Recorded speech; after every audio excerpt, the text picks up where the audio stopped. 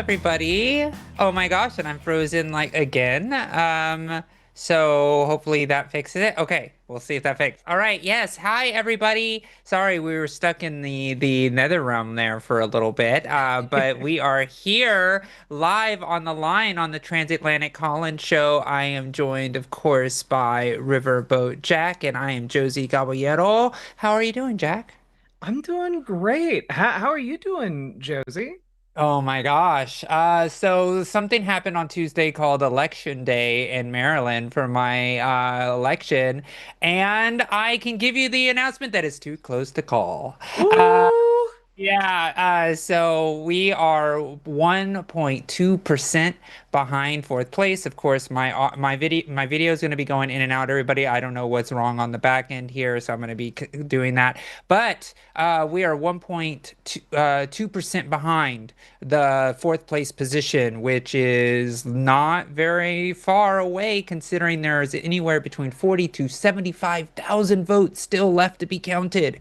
And most of those votes are in our area we focused in. So Ooh. there is a possibility that we're going to be able to creep through. They are counting ballots now. They just restarted counting ballots today. And then they're going to count the big batch. They're going to drop it probably later tonight. And then they're going to take a day off. And then they're going to start counting again on Saturday. So we'll get another batch then. That's a little But frustrating. Day oh, my heart is so tight with anxiety. But no, it's very very very very very close. I mean, it is within striking distance. This is exactly kind of where we expected to be after election day. So we knew it was going to be probably within dozens of votes difference in this Yeah, like victory. I was gonna ask, like, how many votes is 1% in this So race? so 1% is only about 3,200 votes. Whoa. So I know it's so close, especially when there's like 75,000 votes to count, like possibly 75. We don't know the exact number yet because so many people turned in their ballots. And we were the only campaign with an actual ground game. We knocked over Really? nearly 15,000 doors in the area we needed to really pull out the voters. And as of the reporting of the election day results, we're actually beating the number one vote getter in this race in his own home precincts. So we are actually creeping up in the highest dense areas of the county. So we may make that whole portion Josie areas. And if we do that, then we have a real shot for some good news. So I'm Let's excited. go. Like the person who's behind me is like already conceded. He was like 11,000 votes behind me, so it's already done so for him. But like it's a slug match between three people for fourth place, possibly four people for because of the fact that the third place vote getter is also not doing as hot either. So there could be a situation where the third place person drops all the way down to fifth place, and then the third and fourth place get moved up to third Let's and fourth. go. Yeah, or fourth and fifth. So yeah. So we're excited over here. So I'm a little anxious. I'm a little tired.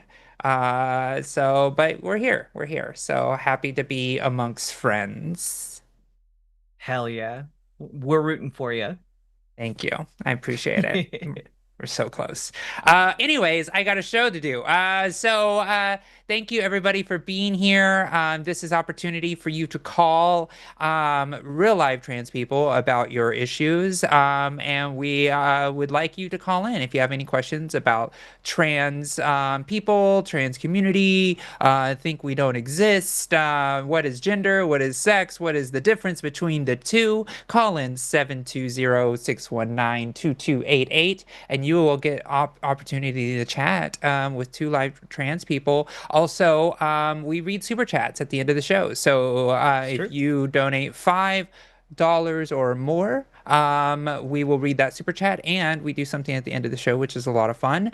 That if you type in Team Josie or Team Riverboat Jack or Team Jack, we'll do a little scoreboard, and then from there we will then defend a very silly position, and so that's how that Yes. works. So yes, so the loser has to defend those positions. So great. So what was last week's poll? All right. So is defunding domestic violence shelters in line with administration's anti-trans protect women rhetoric? 2% says yes, it is, it protects women, and 98% says no, it endangers women. It doesn't surprise me that this is the way this poll went. Jack, do you have anything to say about this one? I mean, I could also read this as being like that what they're doing policy wise is perfectly in line with a lot of their rhetoric. Like for example, the other day, RFK Jr. announced that, oh yeah, we're defunding like pregnancy prevention across the United States. We're just yoinking millions of dollars from those anti-teen pregnancy initiatives, which sounds like it would be completely out of left field. Like, why would you do that? But then you learn that the reason that the birth rate crisis is happening is because teens aren't getting pregnant because those programs are actually pretty successful along with birth control. Oh, And it actually does make perfect sense for them to defund those programs if their goal is, getting more children pregnant. yeah, So, like, in the most horrifying way, it is in line, but of course, no, of course it endangers women. Like, of course. this administration does not give a single shit about women. It's honestly heinous. It is. Always is. And we're just going to continue the fight and continue to push forward as we continue to resist as the President of the United States is deteriorating. And I'm just ready for the Weekend at Bernie's episode, when we're like, he's clearly passed on. Why are you talking like he's saying something right now? Like it is going to be, it's going to be wild, over the next period of time. But yeah, that's where we are in this world. So, what is this week's poll? Do, do, do. Do, do, do, do, do, do, do, do, do, do, do, do, do, do, do. There it is. Do anti-trans policies actually stop people from being transgender? I'm very curious to see what people's answers are on this one. I do think if anyone votes yes on this poll, they should absolutely call in. Absolutely. Should they call in? Great.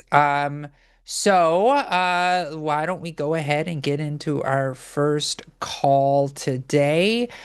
Please forgive me as I am looking at this new system that we're doing on the back end here. So let me just see here. Oh, and okay, so it's unscreened. Sorry, please forgive me, folks. I have been incredibly busy, so I'm just taking a look at how we do this. All right, so it looks like our first call is going to be an advice call. Jack, do you have any preference? Uh, no, I don't. Up to you. Okay. Your Okay. choice. Let's see. I'm just trying to see how long these were in queue. It doesn't look like it necessarily tells us that. I guess it would just be in order as they come. So I'll go ahead and take them as order as they come. So we have Spencer, she, they, from Oklahoma, has a question about exploring gender identity, pronouns, and name. Good, thank you for being live on the line with Jack and Josie. Tell us about it. Hi, sorry, the thing is echoing in the background. Oh, Oh you yeah, you sound got to fine on mute our it. you sound fine. You sound fine on our end. Yes, but Okay, always I mute or figured turn out the down the issue. I show. got it stopped. All right, Cool. great. So tell us about it. You said you Uh, were exploring gender identity. You have questions about that? yeah, at least a little bit. Like, I'm still extremely comfortable with the name my parents gave me, but I was doing a role play thing and I said Spencer as my name and started really liking it. My probably ought to stick to my script. I apologize that I do have this script. It's I get fine. nervous and I Yeah, ramble. it's okay.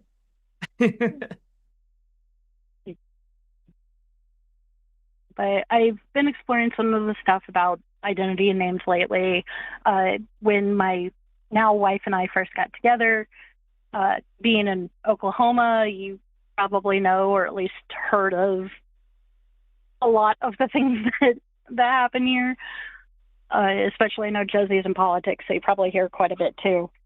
But we weren't sure exactly how people would feel whenever we started dating, so we just went gender neutral pronouns the entire time, at least to Hmm. strangers. Our friends and family, they know. Uh, whenever my now wife would call me they or say, oh, yeah, they're my partner, or if I wasn't around and like around the corner because I was visiting her at work, say, oh, yeah, my partner, or they they work at wherever I was working at the time. Hmm. It kind of it as I don't mind the they them, so I've actually Mhm. done they them for a while because it doesn't bother me. So what But what was your got question, me was I was Spencer? so the boil down question is: did either of you experience something similar where a name had emotional significance before you fully understood why? Uh, did you figure out whether it was connected to gender identity expression or was it just a different facet of yourself? Go ahead, Jack. You want to go? Yeah, I mean, I might not be the best person to ask this because my name is just my name. Like I didn't really have a name exploring phase for my transition. Instead, I just thought like, what do I want? And ultimately it boiled down to I like my name. I think it's a good name. And I also realize that like anything can be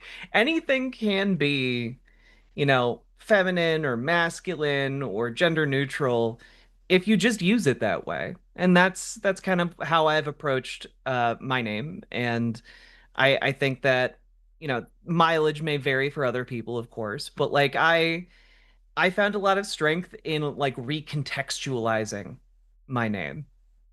And yeah. Josie might have a different perspective though. Yeah, I mean, the name is something that you feel makes you comfortable in who you are. You shouldn't have to think about how other perceive you with your name. It's about how it makes you feel.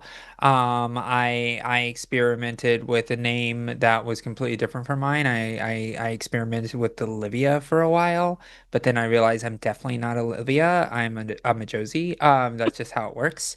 And so for me, I also have a lot of significance with my previous name because I just added an I to my life. It's just like I literally just added the letter I to my name and it was perfect because it's like, yeah, that's what it is. It's always been Josie in my mind, in my head. So it has significance because of like the story of adding something to doing something for myself, and because I'm such a publicly service oriented person that I kind of give myself to others is kind of just how I'm built. So doing something for me by adding an I to my life for myself and for myself only was very significant to me. So that's where my name core comes down to. I also have the middle name Rose because I think about the idea of, bread and roses with the idea of socialism and how the people deserve bread, but they also deserve their roses. So for me, it's one of the reasons why the DSA has the rose involved in their own logo and their own iconography. So for me, I always wanted to just remind the world that I am a socialist. It's in my middle name. It's Rose. It's who I am. So Josie Rose is very significant for me for that reason as well. And then I kept my last name because I am a little bitter toward my biological father, and he was very proud of his last name, and he thinks that, it's so powerful and masculine. So I think it's really great that I am reclaiming the last name Caballero, which literally means man or gentleman in Spanish, and turning it into something that will be remembered as a trans woman.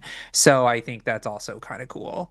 But again, we all have our own internal stories of what we tell ourselves and who we are and who we've become and how we carry ourselves. And that is completely and fully up to you. So just be proud of what you come up with, and remember, it's not like an end all be all. Like, you can make a choice that isn't what you feel is right and then shift it and change it to something else. So it's up to you.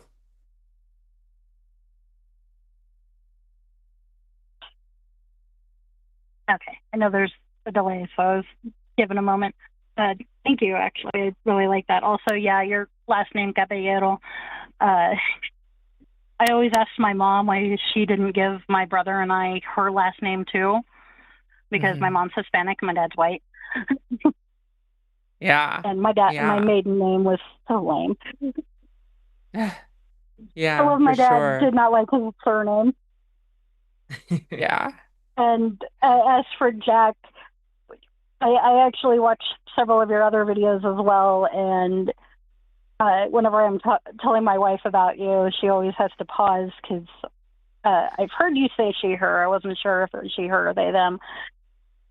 Uh, so I'll go back and forth between she and they. And she's like, wait, Jack? I, Yeah. that's the name they chose, and I'm sticking with Mhm. it.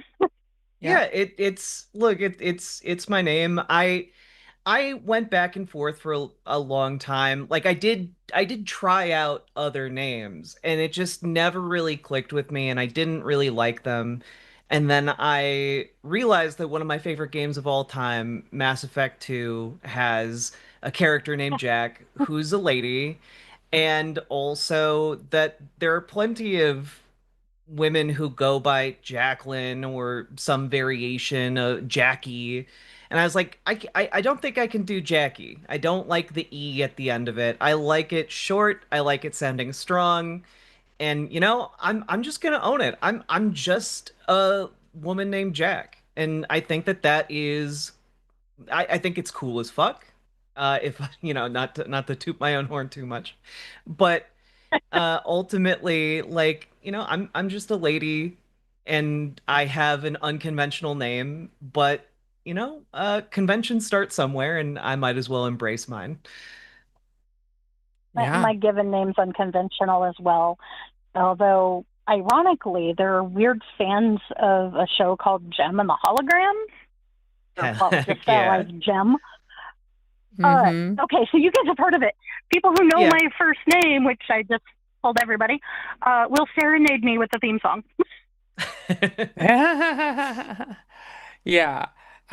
So yeah, don't take it too seriously, and just do what makes you feel comfortable. Yeah. Ultimately, it just boils down to what you want and Yeah. how you want to kind of put your stamp on what you do in the world. And Yep. that's all that really matters. Everyone else can kick rocks. Yep. Exactly. Yeah. Yeah, and I've Awesome. also thought about like brought it up to my wife a couple of times of, think of it like a nickname. You can go back and forth on it. Hmm. Yeah. Yeah. Awesome. Well, Spencer, thank you so much for giving us a call today. And I hope your journey of finding the name that suits you goes incredibly well.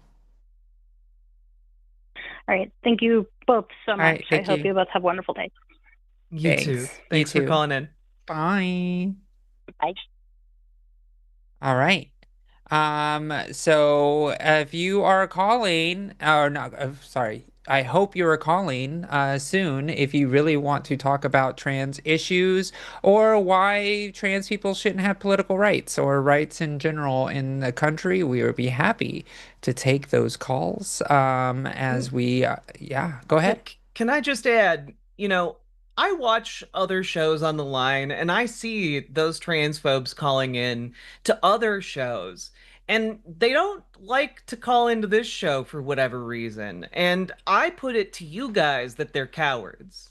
Yeah. I think that transphobes fundamentally, and transphobia in general, is a coward's approach.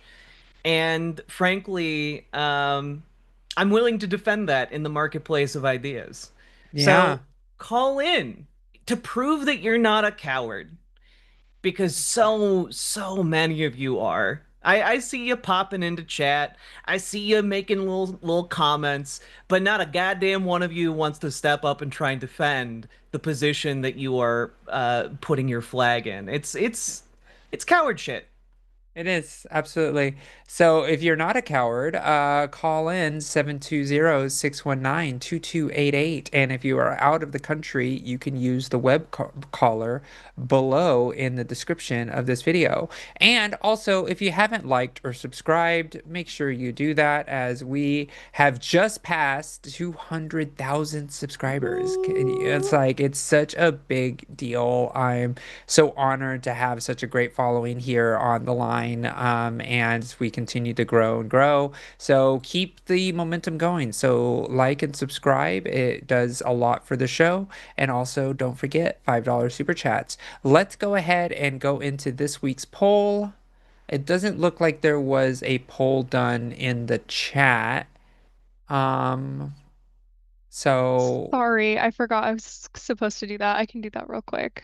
Okay, It's let's all do that good. real quick, and then we'll take the next advice call that we have while you do that. So we're gonna take in Charlie from Texas. They, them wanted to speak about passing, being trans, and being non-binary. So please tell us about it, Charlie. You're live on the line on the Transatlantic Holland Show with Jack and Josie. How are you today? I'm doing great. How are you guys? Doing Awesome. good. Doing good. So you're talking about passing as a non-binary person. So yeah, what is your question?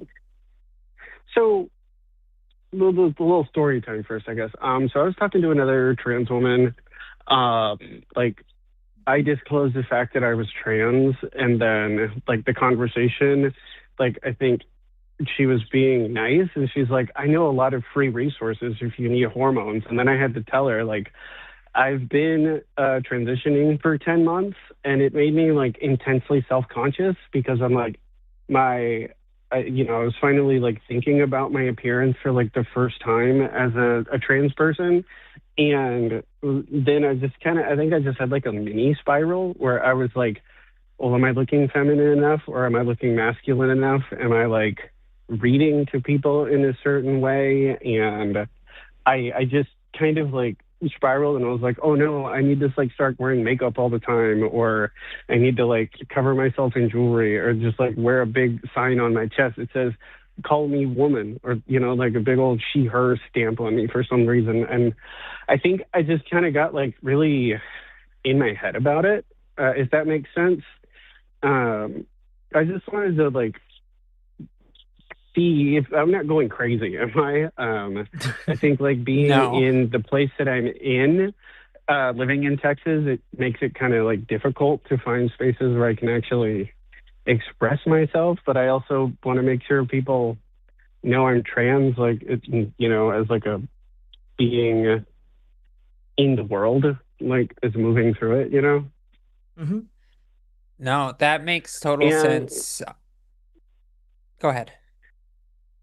and I like there like in the future there's going to be like I might get other procedures to like change my appearance, but like at the like basic default, like I know like I'm feminizing well, and I was like, I got my numbers, and they're like the numbers are great. But I just kind of, I guess I get a little nervous that like I'm not going to feminize enough, and I also have to realize that I'm only like 10 months into my transition, so I do know like things will change, but they just might have to take a little bit more time than I'm assuming they will. Yes, it Yep. takes time. 10 months is still not even at your year mark. I didn't Hmm. feel about like really 100% probably until about a year and a half was probably when I was like, oh, Hmm. that's 18-month mark. There's something special about the 18-month mark. And Hmm. so it does take time. Also, the person that you were talking to, was it somebody that knew you before you started transitioning? No, no, this was a new person that I met Mm. professionally. And you know, like in my industry, it's like not necessarily super common. I work in the wellness industry. Hmm. So it's like meeting other trans practitioners is not a common occurrence. So I'm always really happy to meet other people and like connect that way. So it was just kind of like a not personally, but you know, through a professional context. Yeah. It is one of those things that there's a lot of people, and considering that you're non-binary too, like there is like different spectrums of how your gender presentation shows up, and you don't owe anybody anything on how Hmm. you present to the world. Just because somebody has a different perception of like what feminization does to the body and things like that. It's about the fact that you are going through this world. You are feeling good in your own skin. You're starting to get to that point when things are really starting to feel good, like you said at the beginning of this call. Don't let Hmm. somebody yuck your yum on this one. Like seriously, like you are doing fine, and just let the process happen. There is Yeah. always when I've been on my journey for over 6 years when it comes to like feminization. I mean, it's been a long time since I've started it. And I know Hmm. exactly the point in your transition that you are, and it's not a fun time because you know how you feel, but the world still hasn't really figured it out yet. And there's always that weird Hmm. transitional period of that. Now, I just let you say puberty takes 7 years to happen when you're going through a second puberty. Hmm. It is a long process. There's always the awkward teen phase of the transition process where it's just like it's just you're Hmm. in that weird in between sometimes, and so I know it's not easy, but it will get better. Yeah. I have Like, I because oh, sorry. yeah, I just wanted to say like the other thing is that like I'm really lucky because I'm married. I've been married for almost 20 years, well, like 18. And like I came out to my family already, and everybody's been super supportive. So I at least have like a environment where I can be like super open and I can be myself and always be accepted, affirmed, and validated. And like I think it's just like that tension between like the public and the private personas, you know? Yeah. I will say one thing that has helped me contextualize my transition is Hmm. putting it in the context of how long does puberty take for like when people go through it the first time, right? And Hmm. Hmm. a lot of a lot of people start puberty at like 12. So Hmm. it's kind of like, well, if you're a year into it, right? Well, you're only where like Hmm. a 13-year-old would be, or a 14-year-old. And then like it really puts into perspective because puberty, we know, like scientifically, it takes until people are around like 25 to really be done. Um, so there is a long period of time there where like changes continue to happen, and depending on the person, changes happen quicker or slower at different periods of time within that uh chunk of time. But I think having like recontextualizing the fact that like this is a process that normally takes, like 12 years. Um, for me, helped me be more patient with it because I'm kind of like, well, Hmm. if like I'm like at like where a 14-year-old would be. I'm not. I guess like I shouldn't be complaining about how I've cooked, how I've turned out yet, because not done cooking. Yeah, like I that really helps put it into perspective because like the like bigger story is like I like experimented with gender and like sort of what's the word like worked with it or like thought through it for like a decade, and then like I'm coming up on a year of like when I cracked my egg and I went from that point to having the hormones in my hand in 2 weeks. So like I guess it's like the accelerated time frame kind of like set some weird expectations for how I was like going to transition, and that's just not like how it works factually. Right. Yeah, That's right. it is a process, but trust in the process, and you will get to where you want to go. Like that's Yeah. the important thing is to keep in mind. Again, it does take time, but the Hmm. changes are pretty profound, and like Yeah. I think like trust that like the other people who've walked this path before you, and turned out okay on the other end. Like trust in the same process. Yep. Yeah. Absolutely. You got Yeah. this. Well, Yeah. yeah. Well, thank y'all. I really appreciate that. Yeah. For I was in sure. like a mini spiral, and like You're talking to fine. people always helps, and it's glad to have this. Thank you. Appreciate that. Yeah, for sure. Well, keep it up. Hmm. And I'm sure you already are a lovely and beautiful person. Just but let things cook. You'll be fine. All Thank you. right? Patience, patience. Thank you. I'm gonna keep that in mind. Y'all Yep. have a Uh-oh. great day. Patience is a You superpower. too. All right. Bye. Hmm. Bye. Bye. All right. So let's go on to the poll now. It looked like it was according to the results, it was 93% said no, and 7% said Damn. yes. I know. So it sounds like out of the 7%, it looks like there are people that are ready to call and prove to us why Yet we're not legislating seeing makes trans people go away. we're not seeing them calling in, and I just have to say, coward behavior, coward shit. Yeah, yeah, Like my yeah. God. You got two I know. trans people right here. You can like if you're transphobic, you can call in and be transphobic to us, and then we'll Yeah, destroy you systematically. But like, yeah. too many cowards in chat, I guess. I know, I know. But it's fine. We can just take the W and know that your silence is you knowing that you can't hold up any of your arguments, and that's okay. Also, Jack and I are also fairly political, so if you want to talk to us about politics, happy to have those Oh conversations as yeah, well. absolutely. Let's make it happen. Again, the number is 720-619-2288. And let me take a look here. All right. So, we normally don't take so many advice calls back to back, but these are the calls that are coming in, so we're just gonna go ahead and take them as we get them. So, we will go with let's see, Arcadia in Illinois. You are live on the line on the Transatlantic Call-In Show with Jack and Josie. It sounds like you want to talk about coming out to spouse and children. Tell us about it. Yeah. Yeah, hey, give me just 1 second. I am technically working, so I'm just pulling over to the side of the road. Oh, no Yes, worries. pull over, please. Yes.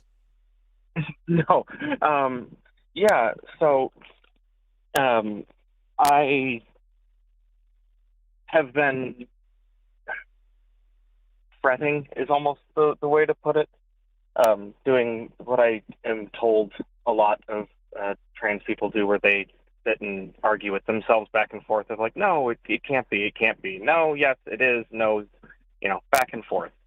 And I Mm-hmm. finally just fully realized, or fully come to it, and I just am kind of, I have no idea how to talk with my spouse about it, because, and eventually my children, though mostly one, um, just because I don't. It's a stress-inducing situation, to have to say that to someone you spent 12 years Yeah. with. Um,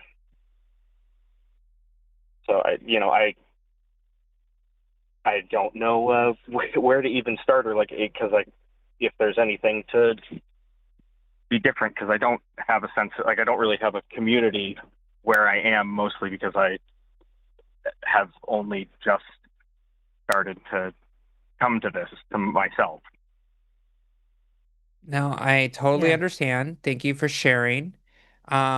You should try to find a local Pride Center or a local community LGBTQI plus center. They are around, even if it's like a little bit of a drive, even like an hour drive or something like that.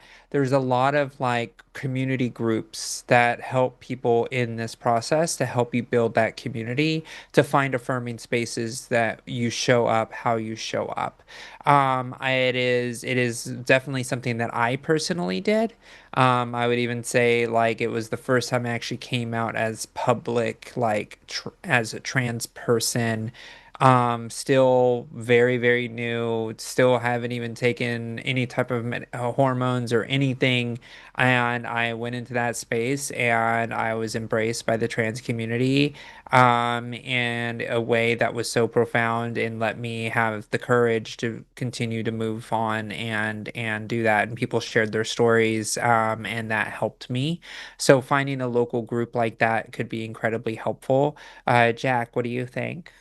I would also suggest like finding like a therapist if you have the means to do so, that specializes in like gender and gender feelings, because uh, personally that was something that I heavily relied on when coming out to friends and family, and it helped a lot to have someone who is impartial to kind of bounce your ideas and your fears off of.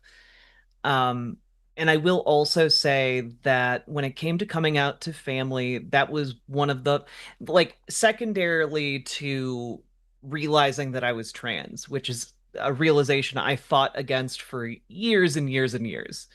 Um, After that, the next hardest thing was just coming out to family. And um, it was really, really difficult. And ultimately, in retrospect, the main mistake that I made was thinking that there is a perfect way to come out. Like if I just phrase it just so, if I say the right words in the right order at the right time, like maybe this will, like maybe that will help, especially you know particularly people I knew who would be transphobic, to accept me. And uh, like I agonized over that for another couple years, and um ultimately it did not matter all of the carefully picked words that I had. And one of the common pieces of advice that I see floating around about coming out to family is writing a letter. And I do think that that can Oh, help you say all of the things that you might want to say without being interrupted, without having to deal with reactions in the moment. Um, and that could be the healthiest way to go about doing it. okay. Yeah, no, that it makes a lot of sense. I'm like, thankfully I'm just thinking of like my spouse and not thinking of further family, because that's an entirely different ball game. But Yeah. thankfully, just starting small. Yeah. Yeah, for sure. Well, good luck with everything. It sounds like you're already done the hardest part, which is coming out to yourself and knowing this is your journey and your path. And it's a tough time, but I believe in you. I think you are gonna be just fine. Thank you. That's Yeah. it's very reassuring to hear. Yeah, Yeah. absolutely. Great. I don't want to take up any more of Anything your guys' else? time, so thank you. Okay, Oh, no, great. no, Well, thank you. Yeah, appreciate you. thank you And so much. best All of right. luck. Bye. Bye-bye. All right. So yes, again, if you are here, make sure you like and subscribe, and make sure you do $5 or more super chats with hashtag Team Josie or hashtag Team Jack. And we will read them at the end of the show, as well as whoever gets the least amount of points at the end of the show will have to defend a silly position. So, yeah, so let's go ahead and take the next call. We have Savannah from South Carolina wants to know how to be a good ally as a detransitioner. You are live on the line with Jack and Josie on the Transatlantic Call-In Show. Tell us about it. Hey y'all, how are you doing? Doing good. Yeah, awesome. All right. So, sorry, I'm nervous. I don't know why I'm nervous. But basically, to start, I've had SA trauma, like CSA trauma, and I transitioned early on in my 20s. I was 3 years on T, and I went to EMDR and ISS therapy. My therapist is queer, so is queer friendly, and basically I was able to reconnect with myself and realize I'm cis. Um, that kind of sounds like a bit of a conservative stereotype, though, and like I am an ally. Trans people are completely valid, but when I'm talking to trans people that knew me while I was transitioned and now they see me detransitioned, if I say, oh, I went to therapy and detransitioned, it makes it sound like I went to the wrong kind of therapy, if you know what I mean.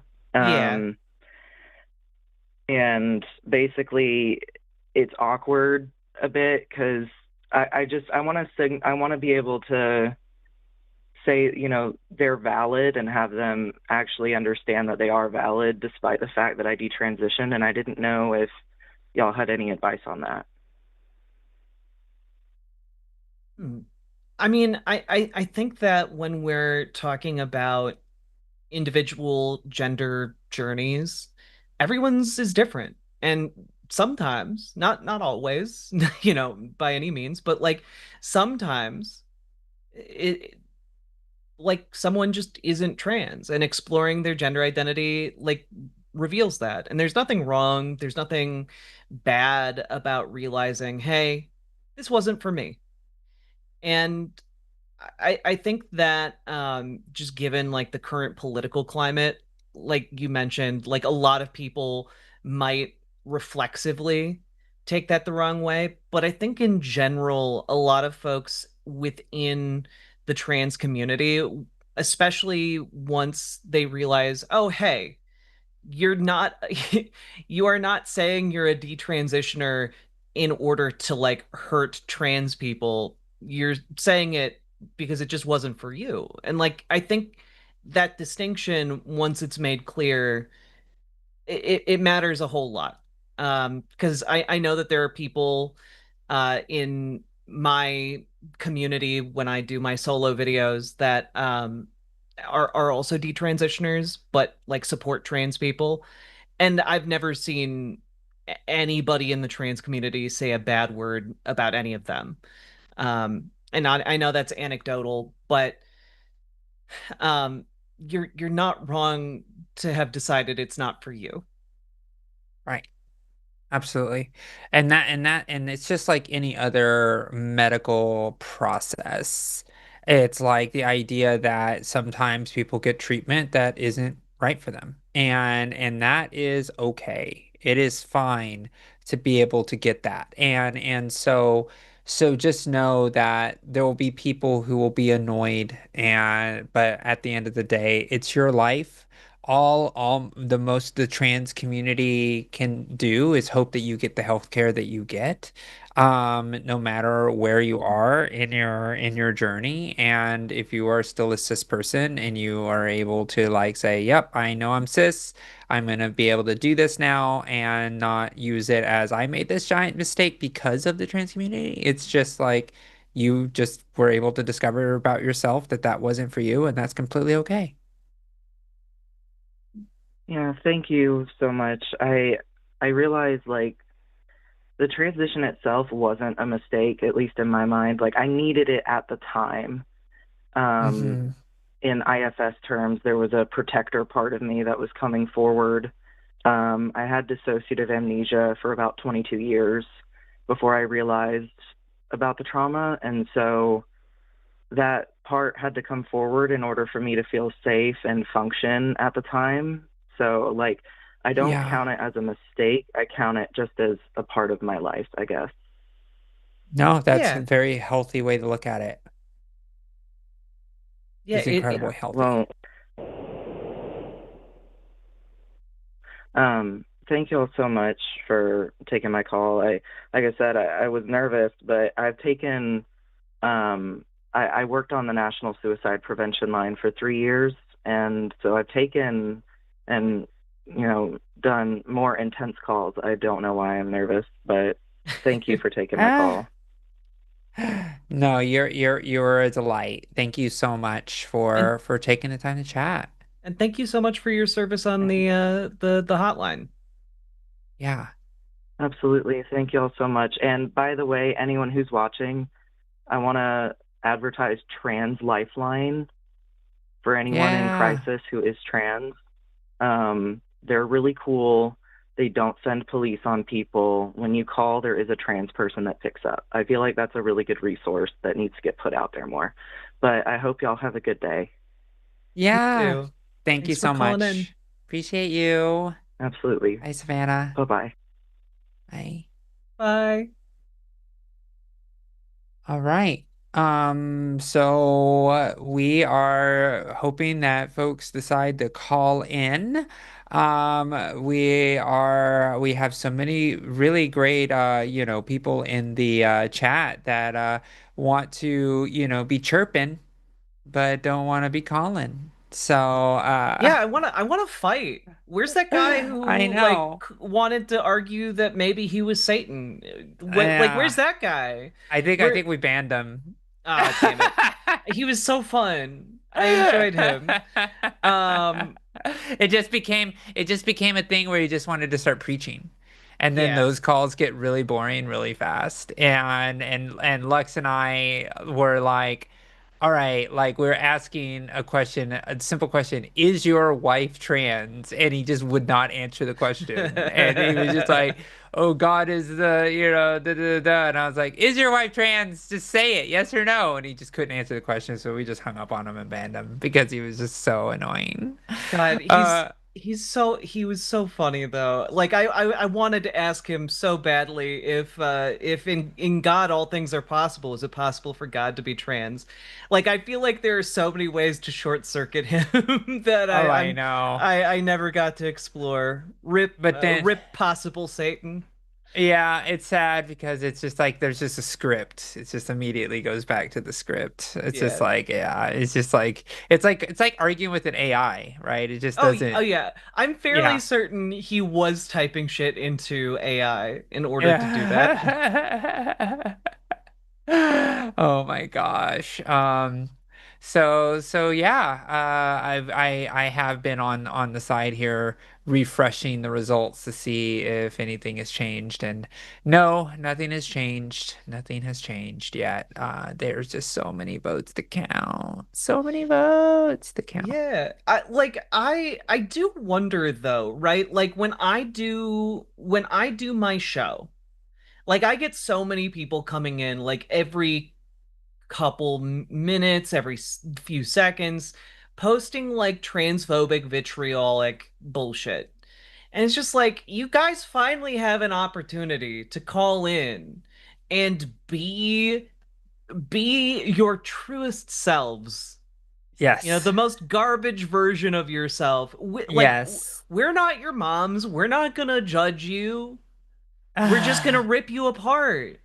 But like, I it. guess we're too scary, Josie. We are scary. Our intellectual minds just completely just scare them. It's like two intelligent women and they're trans. They it's too much. It's too It's much. true.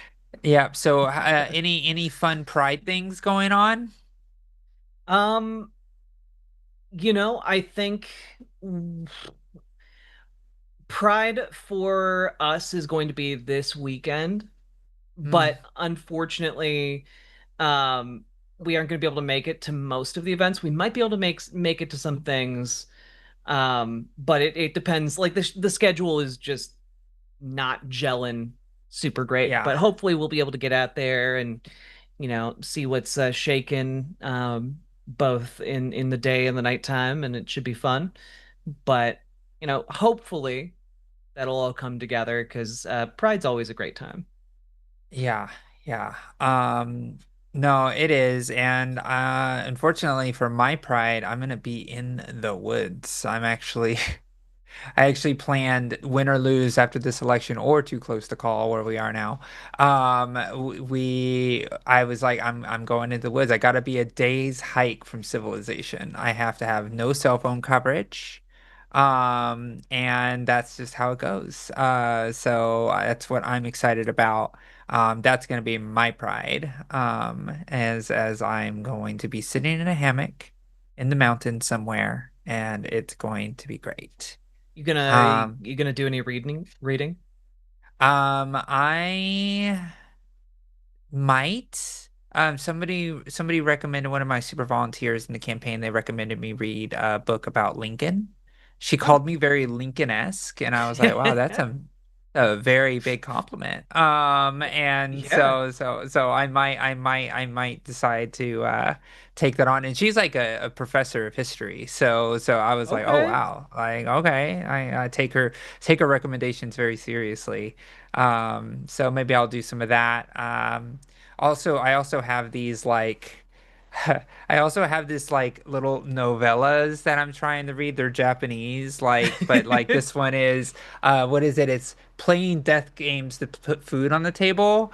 And it's a lot of fun. I watched the first season and it only had one season, and it's like this apocalyptic world where like these like waifu type characters like as you can see are playing death games to put food on the table. So it's obnoxious with like the character art design on them, but it is like an actual book. So Okay. I'm like, so yeah, it's not like a It's like a graphic novel. light Yeah, novel. it's a light novel, and there's like five of them. So I still haven't been able to crack the book open on any of them really. So maybe I'll catch up on that. Maybe I'll Hell catch up yeah. on that. Yeah, yeah. I just I didn't know you were an anime girly. Oh my gosh, hardcore. Like I Hell watch a yeah. lot of anime, a lot of anime. Hell yeah. So yeah, my favorite anime right now is Free Run. Oh yeah, Um, like top yeah, tier. Top top tier. tier, top tier. But I also love One Piece because Oh it yeah. is the greatest story ever told. So I don't. God, I need to finally like carve out a recurring time in my life just to watch One Piece. I made it through I think season one Yeah, of the show, but I know people keep telling me like it gets even better 1,000 it episodes in. I'm like, does. It's all right. it is something you got to get into, and then once you're in, you're like this world. The world just keeps on getting built, and it just keeps on building and building and building, and then you realize you're fighting against the world government. Like, who doesn't want to fight against the world government? Like, I mean, like, especially now, this is why the One Piece flag is waved at protests and hmm internationally because it's like it's time. It's time. It just We're has all such good starting to vibes understand. too.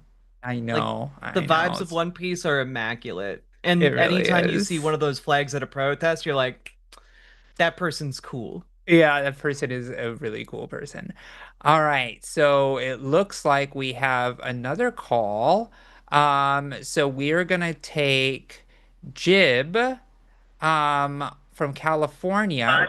There we go. Wanting to talk about egg cracking culture within the trans community. Hey, Jib, you are live on the line with Jack and Josie on the Transatlantic Call-In Show. Tell us about it. I hear some Hey, how's it background going? noise. Yeah, okay, good. Oh, can you hear me now? Yeah, I can Yeah. hear you now. Oh, okay, excellent. Yes, I was just curious as to what the two of you think about egg cracking culture, whether it's like a positive or a negative, because from my perspective, it seems primarily negative due to, say, if someone was young, if it was like a male or a female, they could just be gender nonconformist. Example being like a tomboy or a femboy. But I think when it comes to this egg cracking culture, it sounds a lot more like, well, if we see you behave and act in ways that aren't typical of your gender, we might assume that you're trans. And I think what that does for people, especially like younger people, is it almost leads them down that path of like transition through like small things first, like maybe like changing pronouns to puberty blockers, and then like ultimately like transition out of affirmation from friends and family, and especially like online discourse if they are a part of like online discourse. So Got can it. I ask, are you essentially saying like that you think egg cracking culture is like a slippery slope to like making people trans? Yes, that would essentially be what I'm saying. Okay. Okay. And What just to exactly, clarify what egg cracking culture yeah. is. What do you mean by that?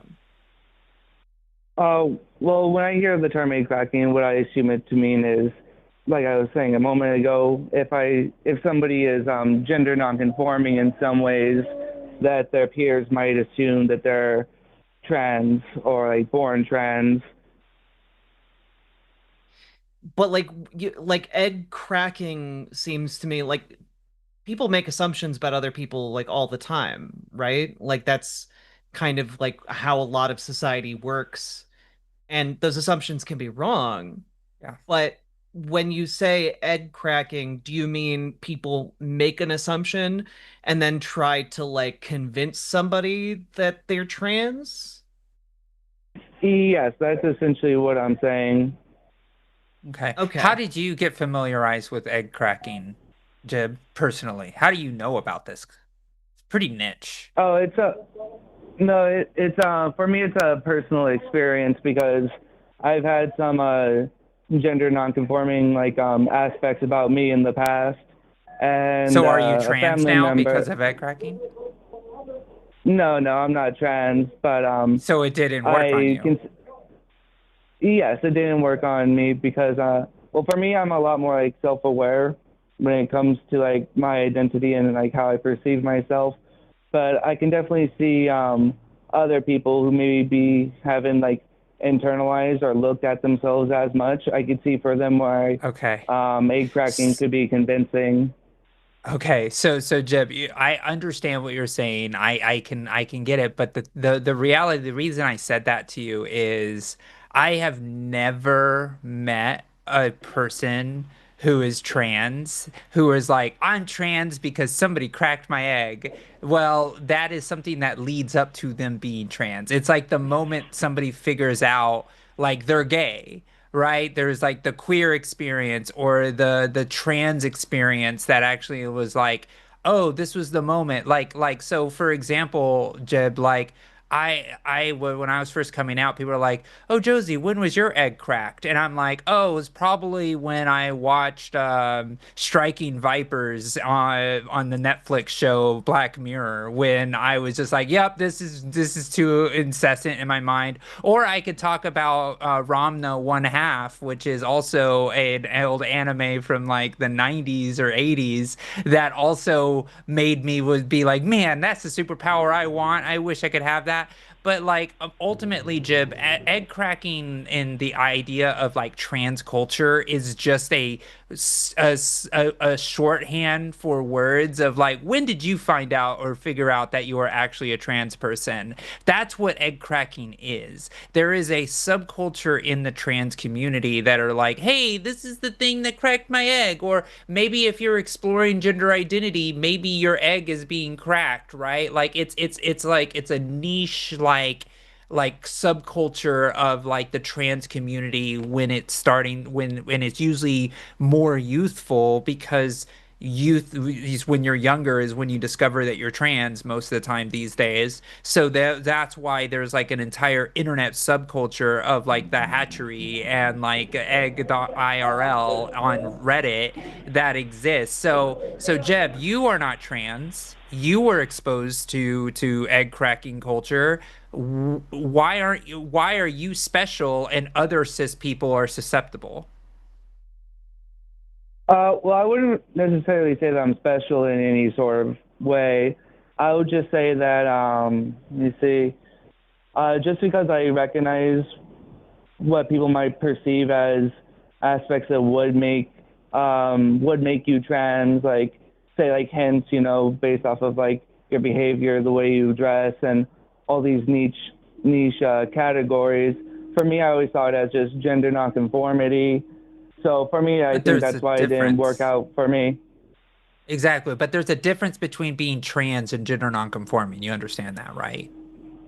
Or as far as not even Yes. gender nonconforming, but like gender expression. There's a difference between being trans and having a gender expression that doesn't align with the masculine feminine social construct. You know that's a is that a there's a difference, right? Yeah, I would say I recognize the difference. You and I might Okay. have separate terms to how we define trans, though, I think. Okay, what is your definition of trans? For me, trans is when somebody wants to live as much like the other gender as possible. For me, it involves a lot of like vocal training, possibly like surgery. So it's like Okay. really taking the full effort rather than self-identification. At least that's how I use the term. Can I step in here and ask just a clarifying question? Um, Of course. yeah, so you're really worried about egg cracking culture because this niche community within the trans community might be influencing some people to be trans, right? Yes, I could definitely see that happening to people. Okay, but we live in a society where you're talking about a minority of a minority, right? As opposed to the vast majority, like the 99.9% of our culture that is built to cater towards people being cisgender and not trans. So, in this worldview where you're really concerned about some people being so malleable that they might become trans, isn't it like exponentially more likely under your worldview here that the reverse is true, that people are being pressured into being cisgender when they're actually trans? Well, when it comes to being pressured to be cisgender, for me, what cis really means is like living in the body that you're born as. So But for it trans to, people are living in the body that they were born into. Like Yeah. we don't get new ones. right, but with trans people, at least like with like how I define trans, it usually involves like the effort, like having to appear as the other gender. Because let's say you see like a typical male who doesn't like voice train, doesn't attempt to appear as the other gender in any sort of way. In my head, be asking like, in what way is this person trans? Because not everybody has They could like. be non-binary, Jib. Like, okay, I have to challenge your definition of trans now. Your definition of trans is incorrect.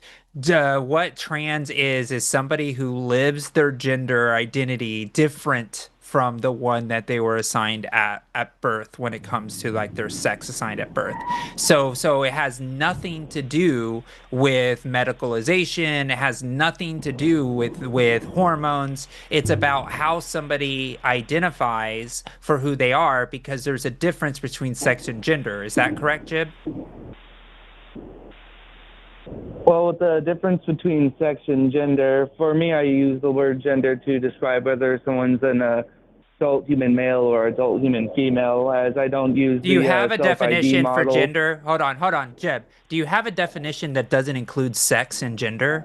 Because when you say my definition of gender is adult human, whatever sex they're born, you are still saying that gender is relation to sex with so it's just sex with extra steps. Your definition is just sex with extra steps. Give me a definition that doesn't include male or female for gender. Well, for me, your gender is derived from your sex.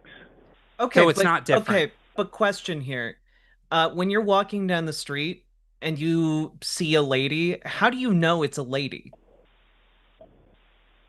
I'll usually make the assumption based off of the appearance. So you're not actually, when you are making that assumption, which is how you are identifying probably like 99.9% of the people you see, you're not like checking their hormones or their different chromosomes or their genitals. You're not running blood tests on these people, right? Hold on. Sorry, Jib, are you driving right now?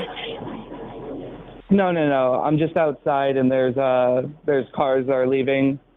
Okay, Gotcha. I was just making sure because we'd have to drop the coffee or driving. Go on. I'm sorry, Jack. I Yeah. just wanted to make sure that safety was taken care of. Well, when we talk about gender performance, how we perceive gender, the thing that you're talking about, this set of assumptions about who is and is not a man or a woman or non-binary, that a set of assumptions that you have in your head, that is what it is referred to as gender. That is the societally taught idea of what it means to be a man, what it means to be a woman. You're not engaging with somebody's sex at all when you make those assumptions, right? And so functionally there's a need for a different word in that situation, and that word is gender, right? It's not like your actual experience with other people in the world is not dependent on what their sex is. It's why we have different words, sex and gender. Does that make sense? Well, I do see where you're coming from, and I do want to respond to the like hypothetical of me walking down the street, and if I see someone that I perceive to be a female, that person could very well be, say, a trans woman, and our perceptions can be wrong at times, is the thing. So I could see someone that I would assume is a woman, but they could just be passing very well. You're just engaging with your assumption. You're not engaging with anything about their sex. You're engaging with the preconceived ideas of what a woman is, what a man is, that you learn from like watching TV, talking with classmates, going to work, all that stuff. This is not sex. Well, I'm saying it's due to the fact that men and women tend to develop differently. So most of the time I'll be able Not to always. like tell. But not always, man. Oh yeah, Like no, that's the truth. Like not always. The yes. issue that you're running into is that doctors engage with people's sex. you aren't engaging with somebody's sex. You're engaging with an entirely different construct, which is gender.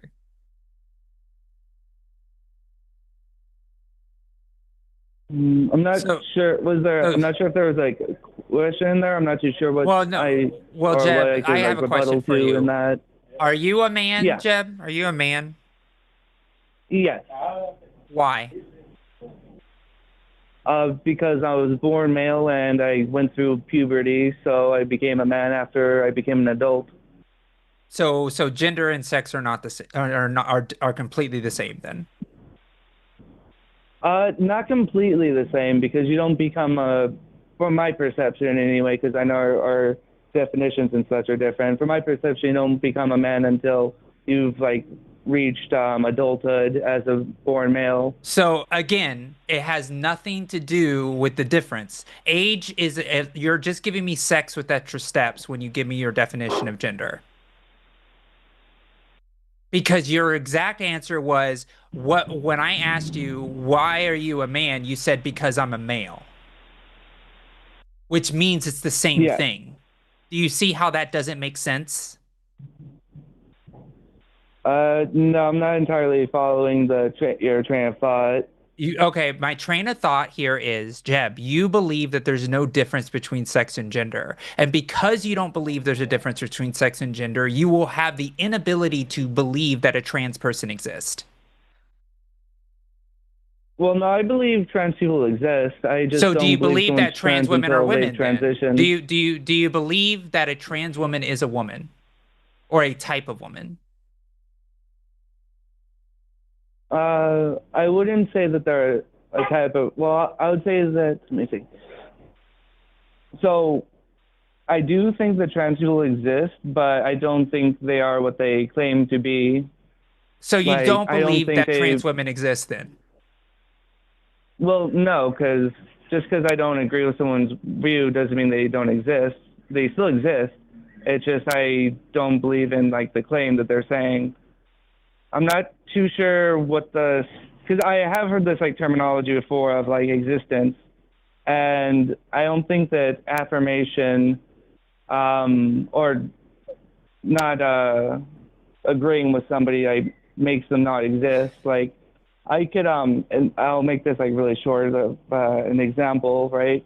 I've met like theists before who will say like that will say like Jib, you don't exist in a way because like you say you're an atheist and we don't believe atheism is real, but that doesn't mean that I don't exist and it doesn't mean that atheism isn't legitimate.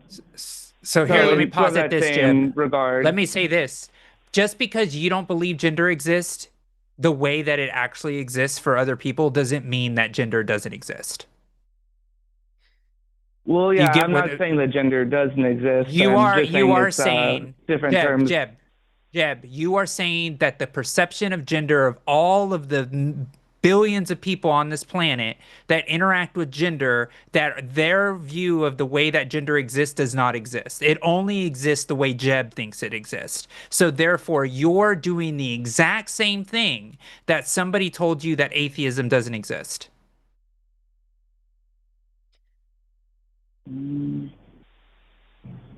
Well, it's not that everyone else is wrong and I'm right.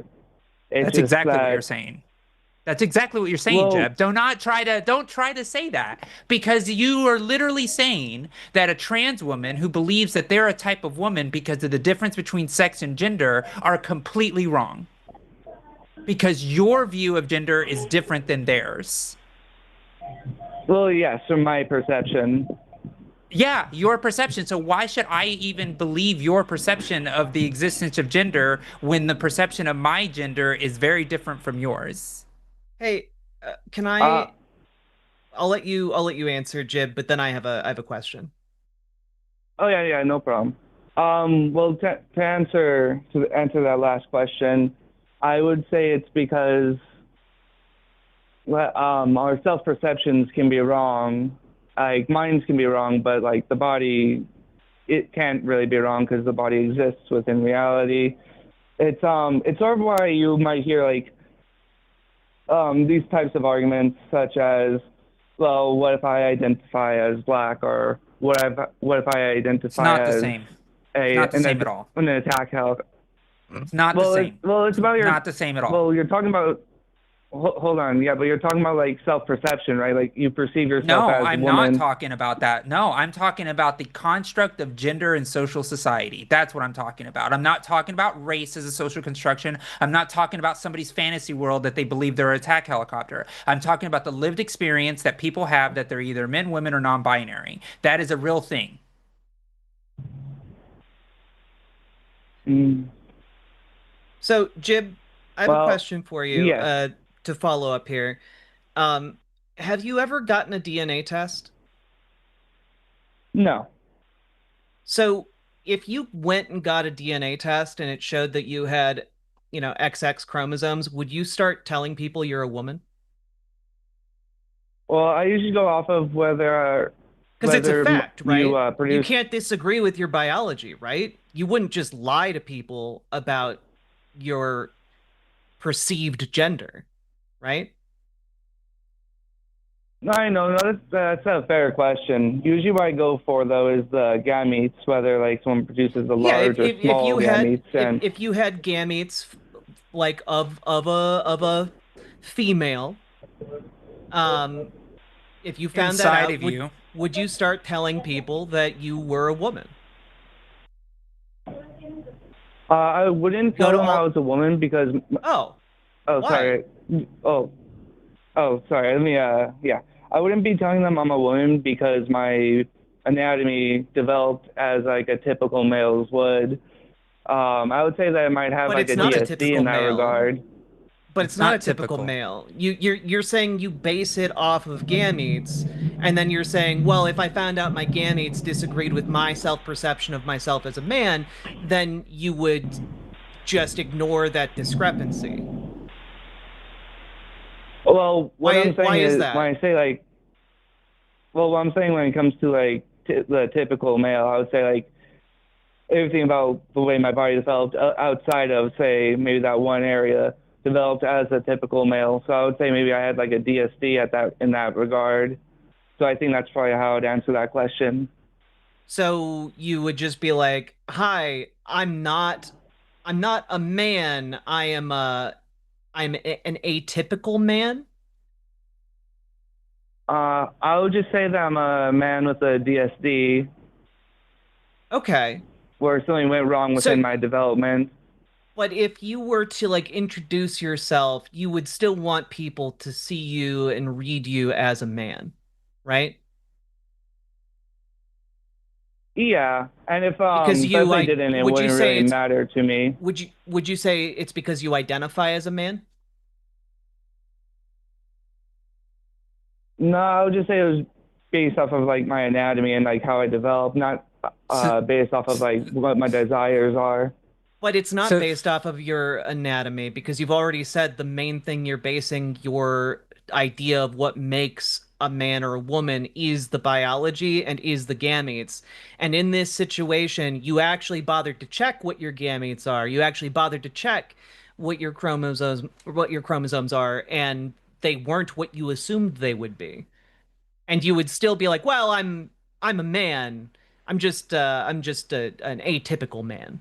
A different kind of man, if you will, right? Well, I think it's due to the fact that like I think the word I'm looking for is like holistically the way I developed would have been like a male, would have been like a man, except for one area where maybe I didn't develop properly. So, Jeb, that's what the reason that we're splitting this hair is because what you're describing about your self-identity as a man is more tied to something different than your biology. That's the idea, because the idea of gender is separate from sex, because when you deal with people on a day-to-day basis, you're dealing with people's gender, not their sex. You are not tapping people in the crotch to make sure that who they say is who they say they are, because that would be assault. You deal with it like humans in history have been dealing with it from the very beginning of time. Like we just presume assume of what people say they are and you believe them. This idea that you think that sex and gender are the exact same, which you do think they're exact same, you can try to pretend that they're different. They're not to you. And the fact that Well, we understand that that is gender is I do different. have to interrupt right there because that is like a straw man. Is it? Because I So did say is gender yes, different from sex? Yes or no? it's derived from your sex, so it's not So the it's the exact same same. thing. A derivative is the same thing. You are deriving it from the source of what it is. It is not the same. You are not saying you are saying it's the same. When you give me a definition of gender, you always derive it from sex, meaning that it's always the same. It's attached to.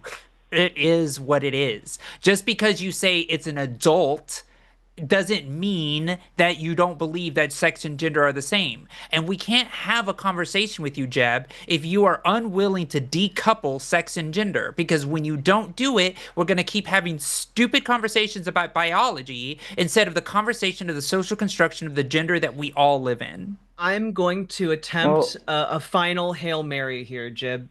I'm gonna attempt it. All right. And I'm gonna Right. really break it down to the level that like even children can understand it, right? Do you think that Thomas the Tank Engine, the train with the face, he interacts with Sir Topham Hatt in the show Thomas the Tank Engine. Do you think that Thomas the Tank Engine is a boy train? Like a I just think it's man a train? train. I would But they say it might use, be like a but you, masculine train, but oh, okay. not a What? yeah, like a masculine. But I don't think Oh, masculinity is the same as your gender. I, Neither do okay. I. But also, do they use like pronouns for men to describe Thomas the Tank Engine? I would assume so, yes. Yeah, Just is so it's that easier for the derived audience from to Thomas the follow. Tank? Is that derived from Thomas the Tank Engine's penis or gametes or anything about Thomas the Tank Engine's biology? No, but I would add the What is it caveat that derived from then? because well, I would add the caveat that it is like a fictional character, and with it being a fictional Yeah, character, you can probably skew the lines a little bit. uh-huh. But where is Like it makes sense with where are people getting the idea that Thomas the Tank Engine is a boy from? If not from the biology, Jib? I would say based off of how they designed the character to look more masculine in some aspects, like more like a male. But would you say then that people are lying when they describe Thomas the Tank Engine as a boy? I would say they're using the wrong terms, like technically, since it's not like it's not a human. So in a way, you could Oh, say like do people, it's a wait, I'm sorry, boy train, so it's easier to understand. do people not attribute gendered terminology to like, is gender only limited to human beings?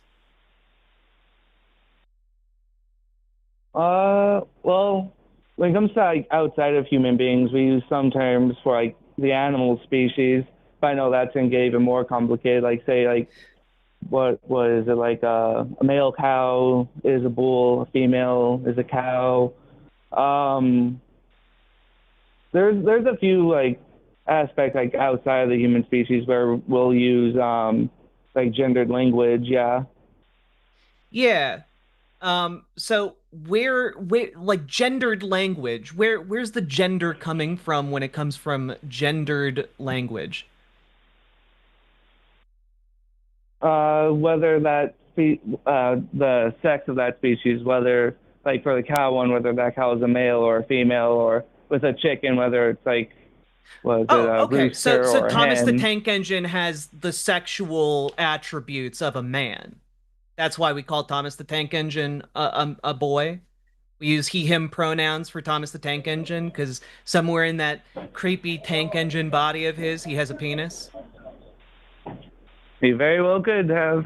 I'm just joking right there. But when it comes to like Thomas the Tank Engine, again, like he is a fictional character, so I do think we need to make a bit of a separation between like what we see in fiction and books and such versus like reality, because like it can make sense within that universe, right? No. The point I'm trying to make, and the point I'm trying to make abundantly obvious, and the point that is obvious to children who watch Thomas the Tank Engine and know that, hey, Sir Topham Hatt is a boy. Hey, Thomas the Tank Engine is a boy. The point that's obvious here is that they're boys not because of biology, but because that's their gender. That the gender, like Thomas the Tank Engine identifies as a boy train. You are even identifying Thomas the Tank Engine as a boy by calling Thomas he, him in this very call.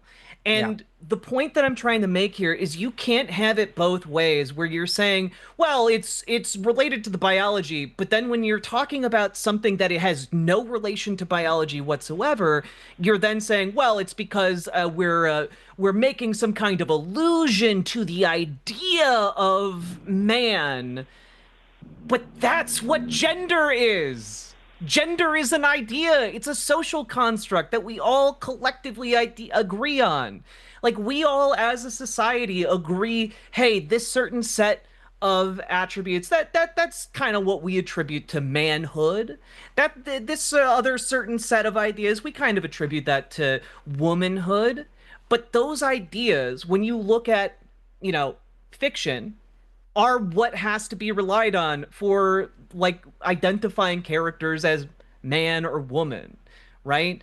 And similarly, those ideas are not set in stone because what it means to be a man in the United States or what it means to be a woman in the United States, they're not universal. There are different ideas of what it means to be a man in other countries, and especially if you start cracking open history books, my guy, you're going to start learning that a lot of different societies across time have had very different ideas of what it means to be manly or be a man, what it means to be a woman. And when we're talking about gender, that's what we're talking about. We're not talking about what's in somebody's pants. We're not talking about somebody's gametes. And the second you start talking about that, like, frankly, you have no idea what anybody's gametes are. So who are you to start talking about, hey, well, it's all based on biology. You don't even know your own biology. You don't, like, you have admitted to us you haven't gotten your own biology tested. You don't know what's going on inside of you. You're just making assumptions based on this idea of what it means to be a man. That's the point. Like, this is weird, man. Like, just admit that these are two different systems. I do have something to say about, like, the perception when it comes to, say, culture and society, like you were saying. Something I would have to say about that is, in a way, it sounds a lot more like stereotyping, and that's one of the reasons I don't use these terms for gender, because if you are growing up and let's say a boy growing up doesn't like fall in line with like what his father says as far as like what he defines masculinity as, then they could easily like emasculate that boy and say you're not a real man because of XYZ reasons. And I think that's just sort of like regressive in a way and almost sounds conservative to me. And I'm not fond of like conservatism. All right. Well, you're coming here espousing a lot of it. Yeah. So we will have to cut off soon. Like Jeb, like you do realize how, like, I have a question for you since there's not a lot of time left and there's a lot of background noise. Okay, there it goes. So Jeb, I have a question for you. Like, if somebody slipped you a magic potion and you woke up the next day in a female typed body, would you just accept the reality you're a woman, or would you be upset about that? Oh no, that's a very good question. I've actually been asked this before.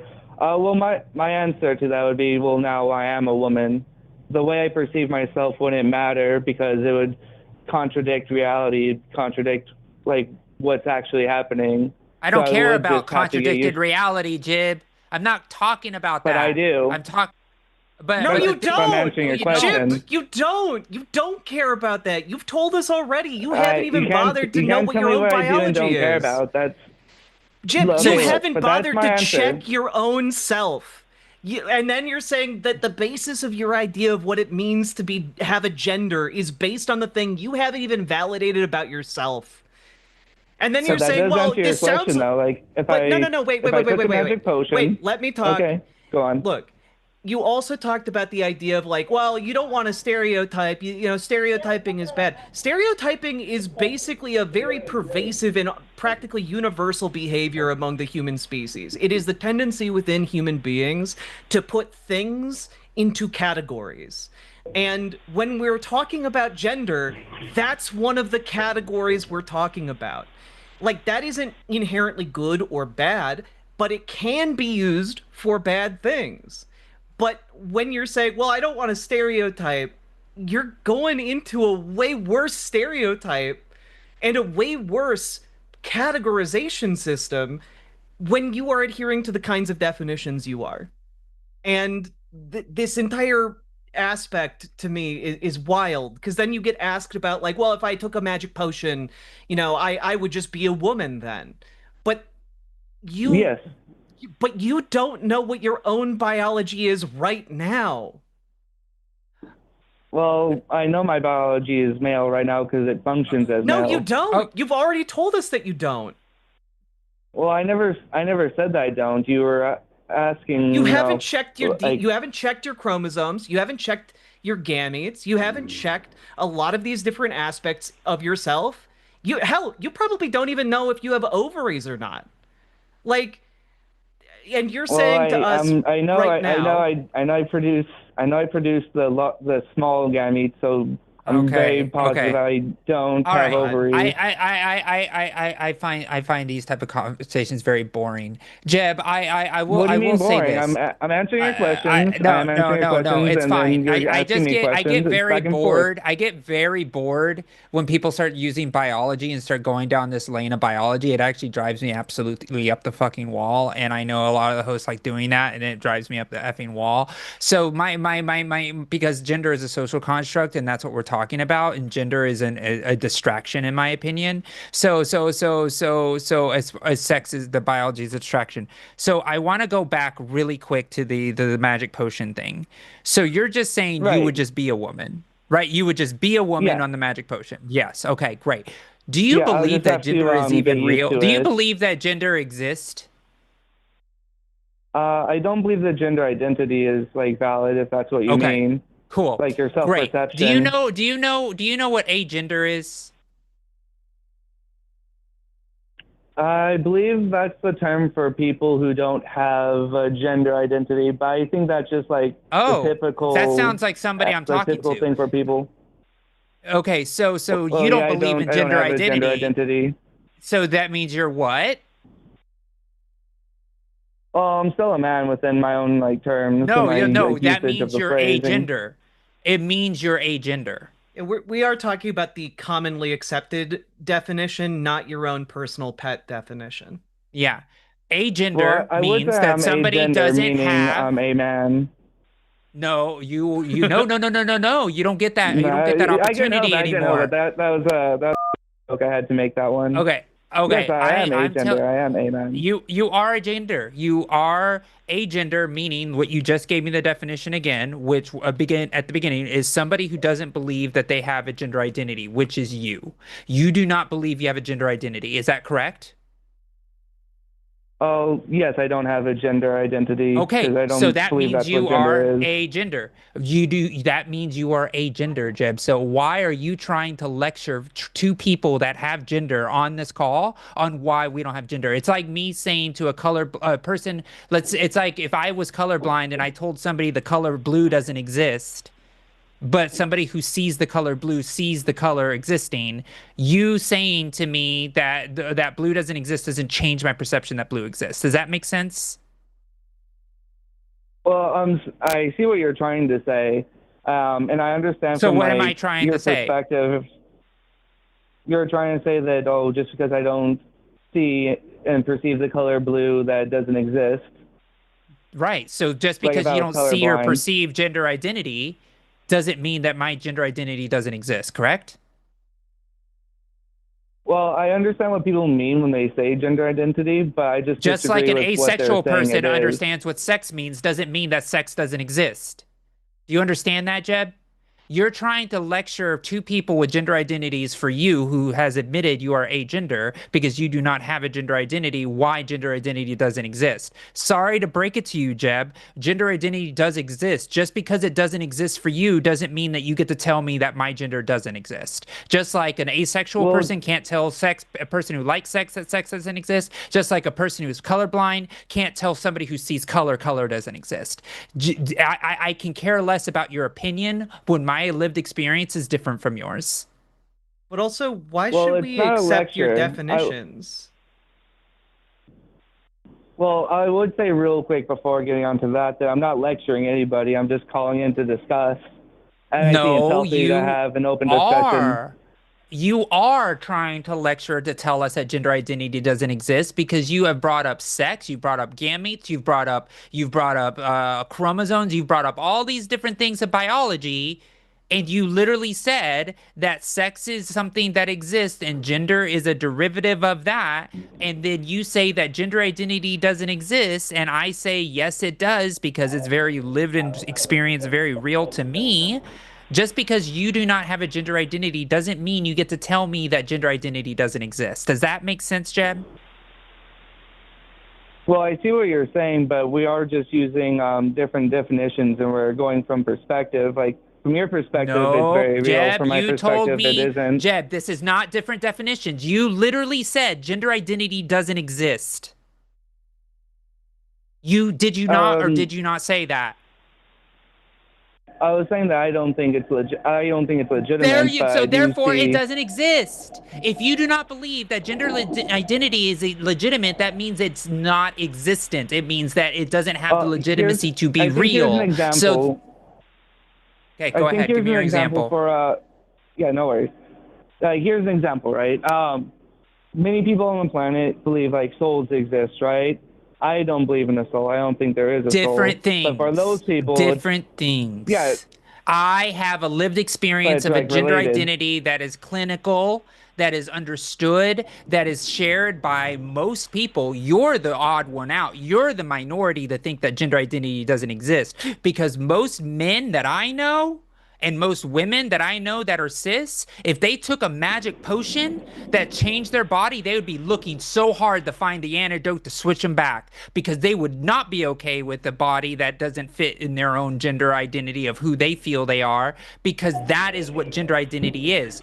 You are the rare one, my friend. You are the minority to believe that gender identity doesn't exist so much that you will just accept whatever body you're handed. Very few people have that. You're the one that's the odd one out here. Well, I would say to that though that many people are comfortable with like the body they're in. So if they That's are because like you got forced or if they're lucky. transformed. You got lucky, Jeb. Do you know that almost 2% of the trans population does not feel that way? Do you realize that? Well, You know what the 2% of the human population is? It's the population of Russia. All right. So to the idea that you think that 2% of the population that doesn't think like you just has to deal with the body that they have is fucking bullshit, dude. Well, hold on. I have something to say there. I would say it's very unfortunate that they have to deal with that, but I never said that they have to deal with it. Like they can transition if they want once they become adults. But you don't have to, people like you say that their identity isn't real. People like you say it doesn't exist. You're still a man to me. And we already have to deal with enough shit than people like you telling people that their lived experience isn't real just because your experience is different. That is freaking bonkers. Like the idea that your view of the world and society outweighs my view of the world and society and how I live it. It's an incredibly arrogant way to live. And the idea that you think just because you don't feel it and you don't understand it or you don't have it doesn't mean it doesn't exist for other people. Well, I mean, I think they can like internalize like masculinity and then assume that masculinity I'm not is what talking makes them about like masculinity, Jib. I'm not talking about masculinity. I'm not talking about femininity. I'm talking about gender identity, which is something you do not believe exists. Yeah, and that's the thing is I think that what's happening is because a lot you of are people agender. Yes, I That's am a different gender. than I am a most people. man. Can I step in Ben, for a second oh my here? God. Yes, go ahead. Jib, do you know more than Stanford's medical school when it comes to Well, biology? no, but I'm a No, but I'm wait. a free thinker. Yeah, I'm just asking you, do you know more about medicine than Stanford's medical program? No, but then that would just be No, appealing to like an I'm not, authority or appealing to no. It's not majority. appealing to Because authority. You don't I know understand what what you're that going to say. fallacy means. Jib, no, You're going to say like, Jib, well, just should let we me listen to finish you my or should we idea. listen to the experts? Jeb, do you want me That's to what you're mute going to you? say, I'm pretty sure. I'm about to mute Jib, you if you don't stop. Jib, Go the ahead. reason I ask is because you are trying to make an appeal to biology to define what it means to be a man or a woman. And I think in this case, by making that appeal to biology, like you necessarily need to rely on a body of medical evidence. So the reason I bring up Stanford medicine is because they actually have a number of definitions that they use in the context of medicine, right? And for example, one of those definitions is woman. And they define woman as a term used to describe someone who self-identifies as a woman or as feminine based on what is important to them as an individual, including gender roles, behavior, expression, identity, and or physiology. So when I'm asking you this question, this entire time you've been saying man and woman is related to biology, and that's related to your personal definition of how these concepts work. But if it's just you relying on your own hackneyed definition, like you're basically living in a fantasy world where you're just right because you've defined yourself to be right, and then you just continue to assume a bunch of different things here. But when even the people who are studying and who operate in the medical field are telling you that's not what woman means, like I think it carries some weight in this particular circumstance, not because like they are arbitrary authority figures, but because they are the people whose knowledge base you are drawing from in order to say that gametes or chromosomes or your sexual anatomy are what determines who is and is not a man or a woman. So like I just want to hear your thoughts on that, I guess. And then this will be the last thought, and we do have to move on. We've been on this call for like 45 minutes. Okay. Could you just like shorten down the last thing you said though? Because I was trying to focus, but it was a lot for me to try to memorize and listen into. So what's the specific question you want me to answer? If that's Well, all right. I wanted to know your thoughts on the fact that you've based your idea of what it means to be a man or a woman on a medical understanding of gametes, on on chromosomes, on sexual anatomy, etc. But then when you actually look at how the medical, field defines the word, it is immensely different from your definition. So and that's not an appeal to authority here because you are basing your argument on medical science. That's your definition is based upon medical science. But medical science seems to disagree with you. And so like this discrepancy that I'm describing to you seems like it would be devastating to your own personal definition.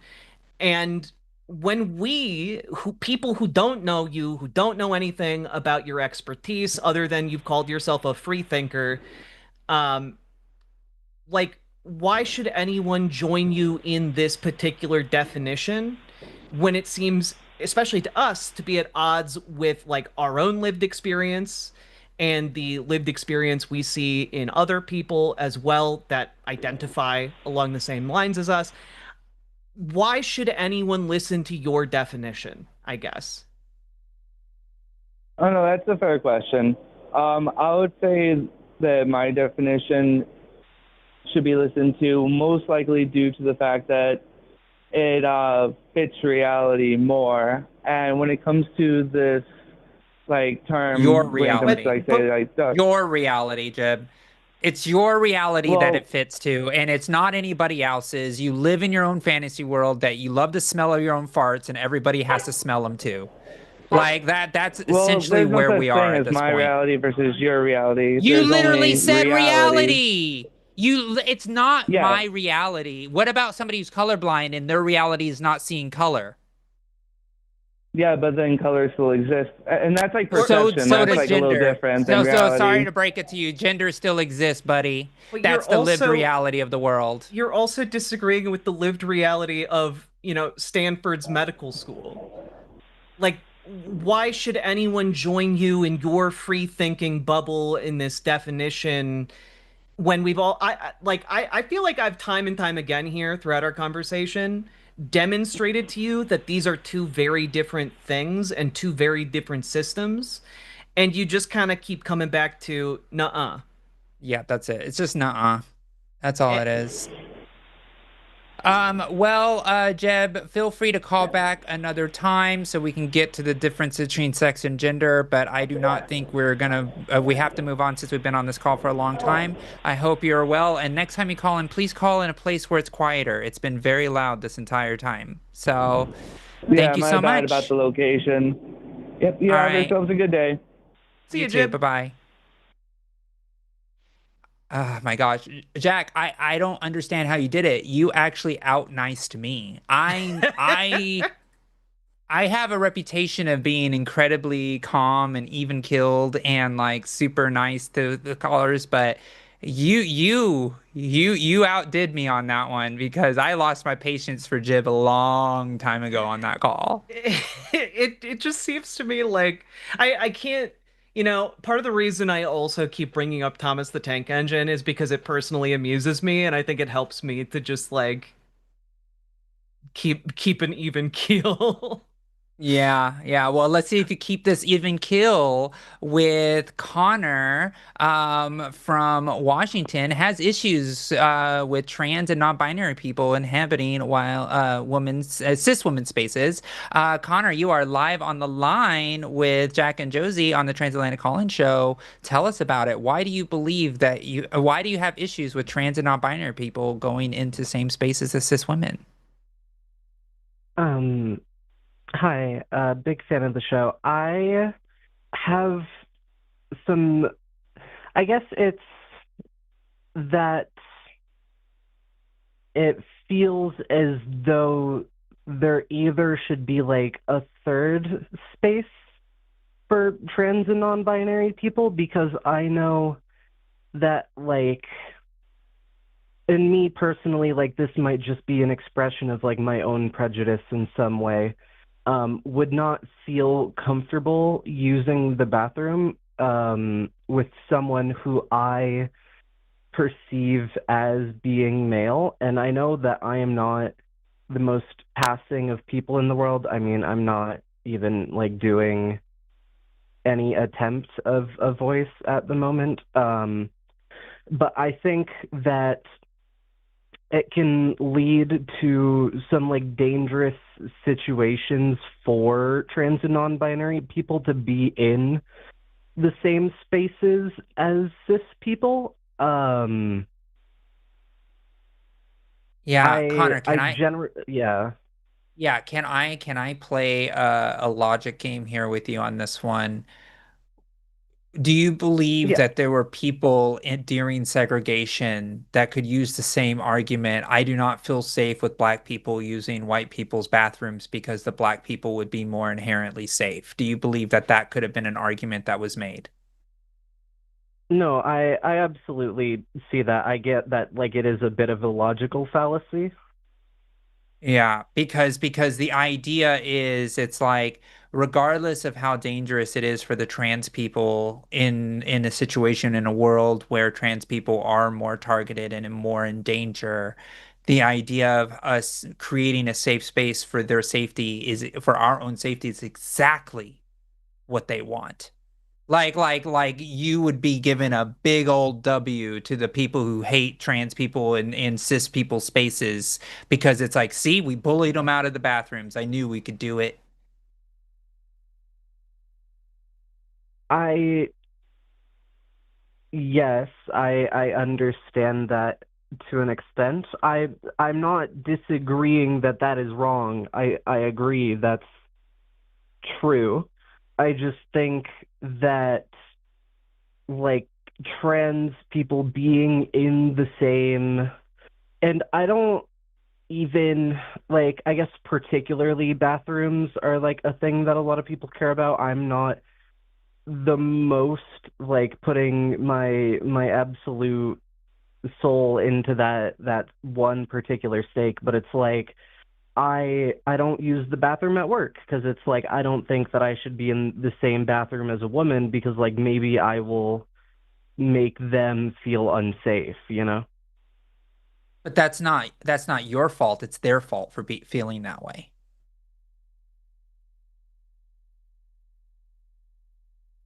I disagree. So it's your Wait, fault that you I feel that you're making. So are you menacing them when you go into the bathroom? No. Like, are you? Well, No. then why would it No, be your fault?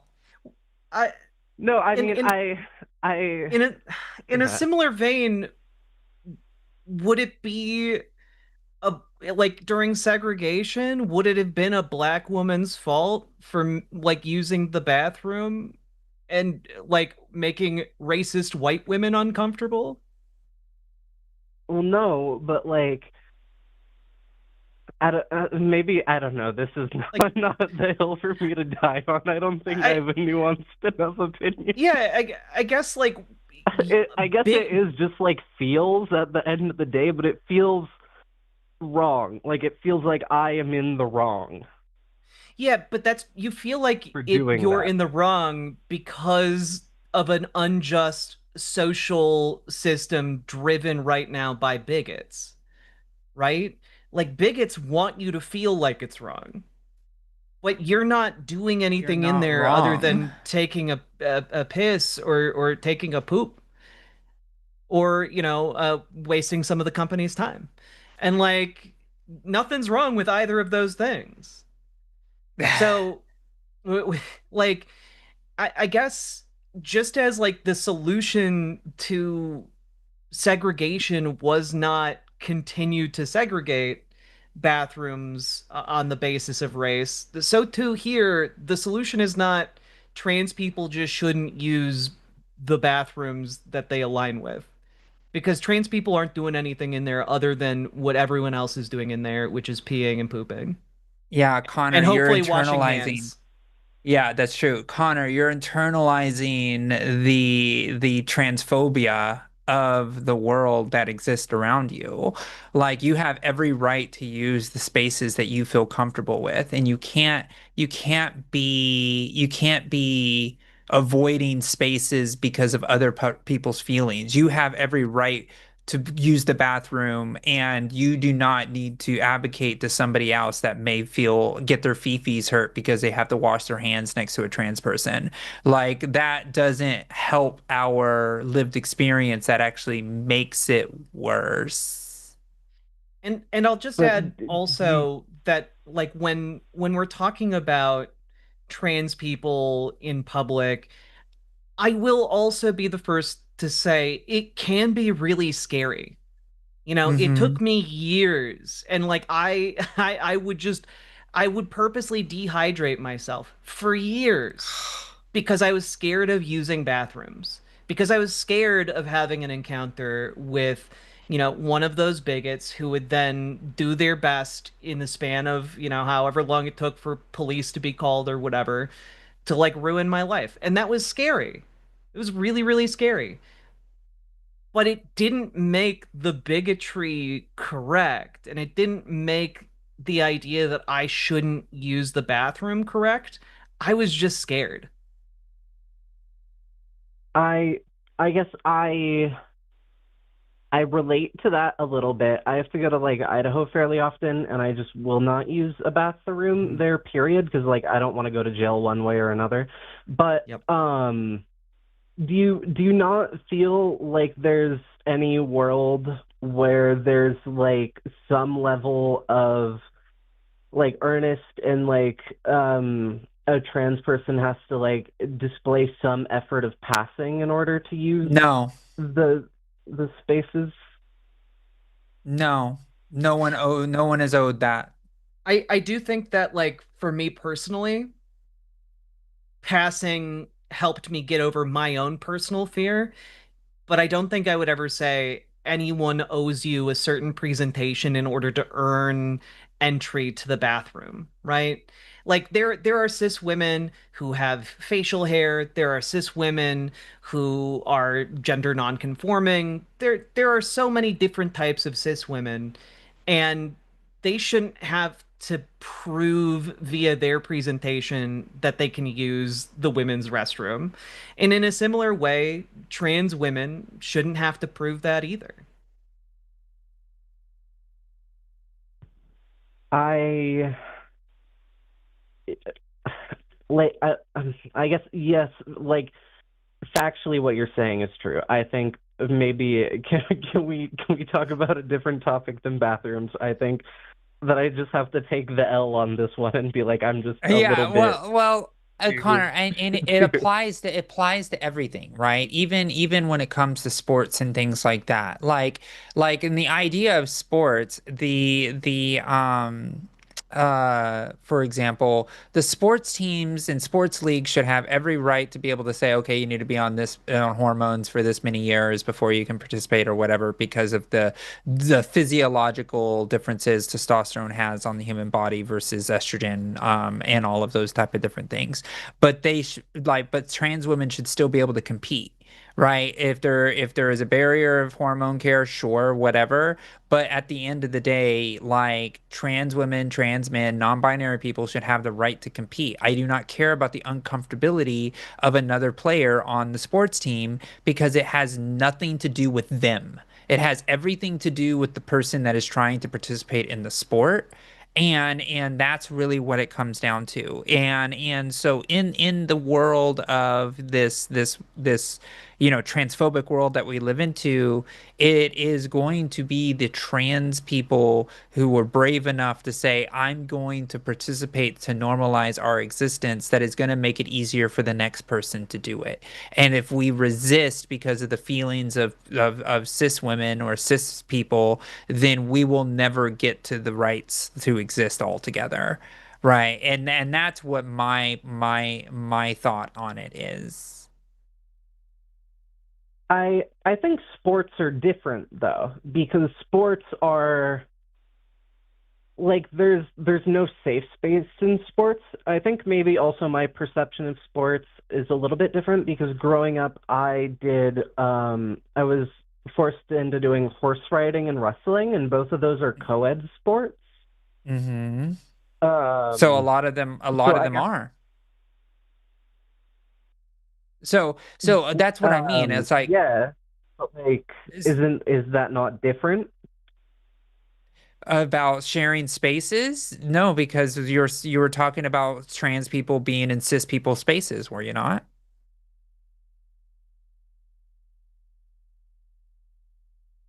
Um well, I don't know that there's any like I guess the argument that people use, and this is not the argument that I am partial to myself. I like frankly I'm not big on sports, period. But I know the argument that a lot of people use is like that depending on like which way you transition, you like have some marginal advantage or whatnot. Um, but then But we isn't know there from like science that's not true now. And honestly, if you are a taller person because you went through male puberty or you have a larger frame because you went through male puberty, and then you go into hormone replacement therapy to have more estrogen and no more testosterone, it's like putting a Civic engine to a Civic into inside of a monster truck, whatever, right? If you want to use that type of analogy, what would run better? a monster truck with a Civic engine, or like would that run very well? Would that work very well? No, I So it wouldn't give the monster truck any advantage, would it? Like if you were, let's say no. you use like a Prius, right? If you had a Prius, like a regular Prius in a car, like regular just off the model line Prius, and then you have a monster truck with a Prius engine, who's gonna win in a race? The Prius or the monster truck with the Prius engine? Okay, well, I guess maybe I don't fully understand that analogy. Wouldn't the monster truck still win? In a race with a Civic with a Prius engine. So you have a Prius off the lot, that's like a standard run of the line Prius, and then you take another a Prius engine and you put it inside of a monster truck and you were to race them, which one would win? The monster truck with the Prius engine or the Prius with the Prius engine? I guess I figured that the monster truck would drive faster because of It tire No, length. no, because the Prius engine has to have I'm more not a energy car to person. move. It has to. Okay, It's no, okay, okay, girl. I understand. But Yeah, okay, no, that makes sense. because the monster truck engine would have to be huge to move the monster truck, right? So if you take the monster truck Okay, engine out of it and you put in a engine to a Prius inside of it, what would win? The Prius with the Prius engine or the monster truck with the Prius engine is what I'm saying. I see. I understand now. But Okay, so the advantages okay, don't actually I exist. It understand. actually hurts trans people. It's actually trans women perform worse in sports, and we have science to prove this now. Trans women do awful in sports because their bodies aren't even designed for the hormone profiles that they have in their body. That's why we don't have any gold medals. That's why we suck at sports. And the few that do, it's because they are just freaking freaks of nature, like all champion athletes. Like that's just this is how it works. I guess okay. What is um is there any sorry, I'm trying to think of a better way to phrase what I'm trying to say Okay. in my brain. Um I have some struggles with non-binary people. I don't understand like when and I guess like I understand that this is just me being a bigot. But like Okay. when someone I I'm trying to sorry. I'm trying to like understand things a little better because like I understand that these opinions that I have are wrong. Um because like I'm a leftist, but like when I go on Twitter and I'm like, why am I agreeing with like Blair White? Like there are problems here in my brain that I need to Yes. reconcile. No, it's Um, fine, Connor, because I also started that when I started my transition. I used to be like, wait, why are non-binary people? And then I was like, oh, wait, we're all trans. We all have different experiences. Some well, people have gender but are dysphoria, and non-binary some people people, trans? Yeah, yes.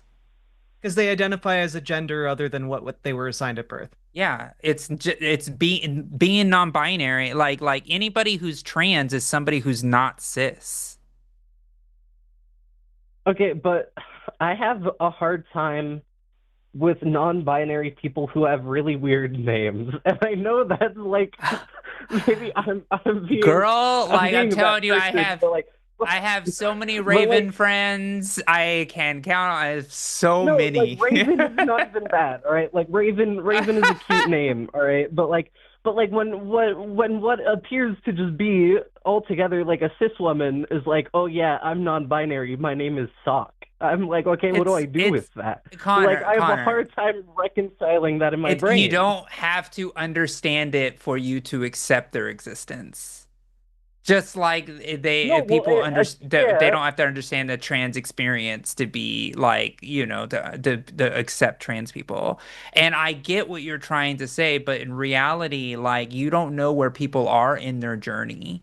Like the idea is like people are in different places. I've had many people who are like femme presenting that are non-binary, and then later down the road I start seeing their transition become more part of their identity. Like people are at different points in their transition, and you need to respect where people are. Just because you don't Well, understand I it or hear have the you. lived experience I would doesn't mean never that they're like. not trans. I know this is like a very Republican thing to say, but like I would never to their face be like, "Oh, that's weird. I'm not calling you that." But like in my brain, I'm like, "That's weird. Why do you want to be called that?" I just don't understand And that's myself. okay to not understand, Connor. Yeah. Like that's something you just got to let go. Look, You, we all have to get over our own internal misunderstandings of how the world shows up, and you just gotta, it's tough, it's not easy, it's easier said than done, but it's something you just gotta let go. But go ahead, Jack. I was just gonna say, and like alternatively, as an alternative to just letting it go, develop that curiosity more. Like figure it out. Like instead of just saying, well, I can't possibly ever understand this, like talk with some non-binary people and like, hey, why do you want to be called that? Because oftentimes it's for pretty understandable reasons, you know? And I think that like maintaining curiosity Yeah, but about I don't it want to be is good. offensive. I don't want to be like a dickhead about it and be like, "Oh, you're non-binary? Why?" Like I Yeah, feel No, like that's a but like dick you don't move. have to be a dick about it. You just have to phrase it in a more inquisitive and like curious and like accepting way. yeah, exactly. It's like, tell me about your lived experience as non-binary. Like, that's what you just gotta say, Or right? like, whoa, that's so cool. Tell me more about that. Yeah. I yes. Um what Connor, were about you do were you you raised in a conservative household? I grew up in an Orthodox Muslim household. I'm Turkish. Okay, that makes sense. So, Um Connor, like I will tell you as somebody who well was raised in they a weren't like conservative Catholic, super I was they raised in a weren't like necessarily conservative, but you know. but there were more understanding of strict gender categories and things like that was pretty accepted, right? Like that was just kind of the way it is. I mean, yeah, but like But um that gets internalized inside of you, Connor. Like just like it was internalized with me being raised conservative Catholic and then religious altogether. Like it is something you have to get over. I didn't transition until 34 years old, and even as I was coming out, I felt icky because that's what my upbringing made me feel like. And when I met other trans people that were different from my lived experience, I had to broaden my own understanding of what trans was, because my transness is mine and another person's transness is theirs. We're all under the same trans umbrella and we all show up differently at different things. And that's what makes the trans community so beautiful. Is that we are so colorful and vibrant and have all these different realities of our lives and our own identities that make the trans community what it is. It would be really boring if a trans person all looked like me, or if all look like you, or all look like Jack, or all look like Dr. Ben, or like it would be weird if everybody was exactly the same, like a cookie cutter. I understand that, but I guess I have one last thing Hmm. that I would like some thoughts about. Um is I'm aware for like cis women that there's like the thing like the complex where some people are like, oh yeah, like cis lesbians are like predators or whatever, or like they're Never weird heard that. because they're No, have you never? It's I've like I never guess heard that maybe cis I grew lesbian up. are predators. No, well, I've never I heard guess that. I grew up in New Mexico, in Albuquerque. But it was like kind of a like a common thing that some people would say, is like, oh yeah, like Stephanie's a lesbian, she's like a predator because like she takes like showers with us. And I guess Well, that's just like bigotry. That like no, no, yes. you're just I'm spouting no, that but I bigotry guess I point. The agree. reason they were calling the cis women lesbian predators was because she was using the same space as somebody else.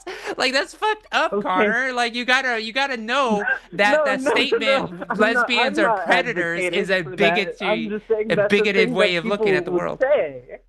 Exactly, No, but but that's still I'm bigoted. but what? Yes, I agree. I guess what I'm trying to say is all of my thoughts are bigoted, and I'm trying to understand in like which way and like how to fix. Like I'm trying to It's get rid of it the brain worms a little bit, Yeah, you do. but You got Fair. to get rid of the bane worms. Yes, you have to exterminate them because they live deep inside of um, you. And I had to deal with the brain worms too. Like, but there's I guess something that I've been struggling with is previously I would only date men um because I was you're like straight. no like the thing is like I really wanted to like be a lesbian, but I was like I cannot because then I am like the weird predator person. Oh my But then God, it's like girl. so I would only date men. And then now I am dating a woman. But sometimes Okay. I'm like I don't call myself a lesbian even though I am only attracted to women because it's like That means you're a but like lesbian, I though. don't fully pass though. It doesn't matter if you Do you pass, Yeah. you're still a lesbian. Connor, that's just how it is. You're just a queer mess, and that's what it is. And like you got a lot of you got to be with other queer friends and queer people in your life, and you'll get over it. It takes time, and you got to have some patient friends. But I'm just saying, there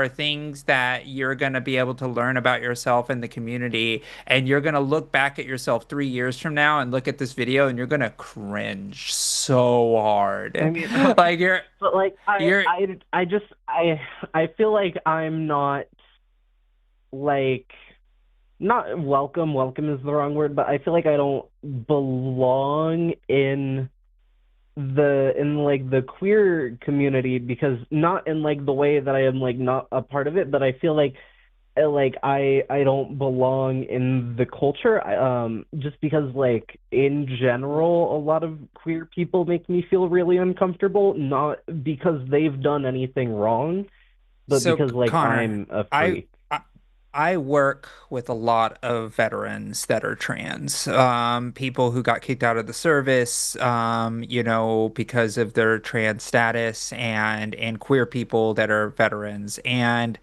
I have seen in real time trans veterans and queer veterans in general come into queer spaces and feel like they're an alien. I've seen them. I'm like, they don't even know how to interact. They don't know how to talk to people. They're just like, I've never been in a fully queer space before. They're so used to like the toxic military environment that being in a queer space is so foreign and alien to them that they actually get very nervous. And what I do is I invite them in, I talk to them, we talk about other issues, and we normalize that everybody there is incredibly nice and super amazing because you're getting trapped in your own perceptions of who the queer community is instead of the people that are in the space with you at the time. It's about making and Jack said it to you, right? It's about being friends, talking to them, being a part of the friendships of who they are as people instead of the label that they are a part of. And the identity has very little to do with the idea of the friendship and the bonds that you create with being in a room with other people. Leave the queer queerness at the door and just hang out with other people who probably have really cool stories and experiences and ways that they want to talk to you. Like I that's mean, what I I would get recommend. that, but like I have like friends who are like different varieties of queer, but it's not Yeah. like but they, I guess in my brain they are not, they don't, like when I think of a pride parade, like they, like I could not see these people being at a pride parade. Like I have like two non-binary friends who I've been like friends with since I was like 6. And they've been like more or less non-binary the whole amount of time that I've known them.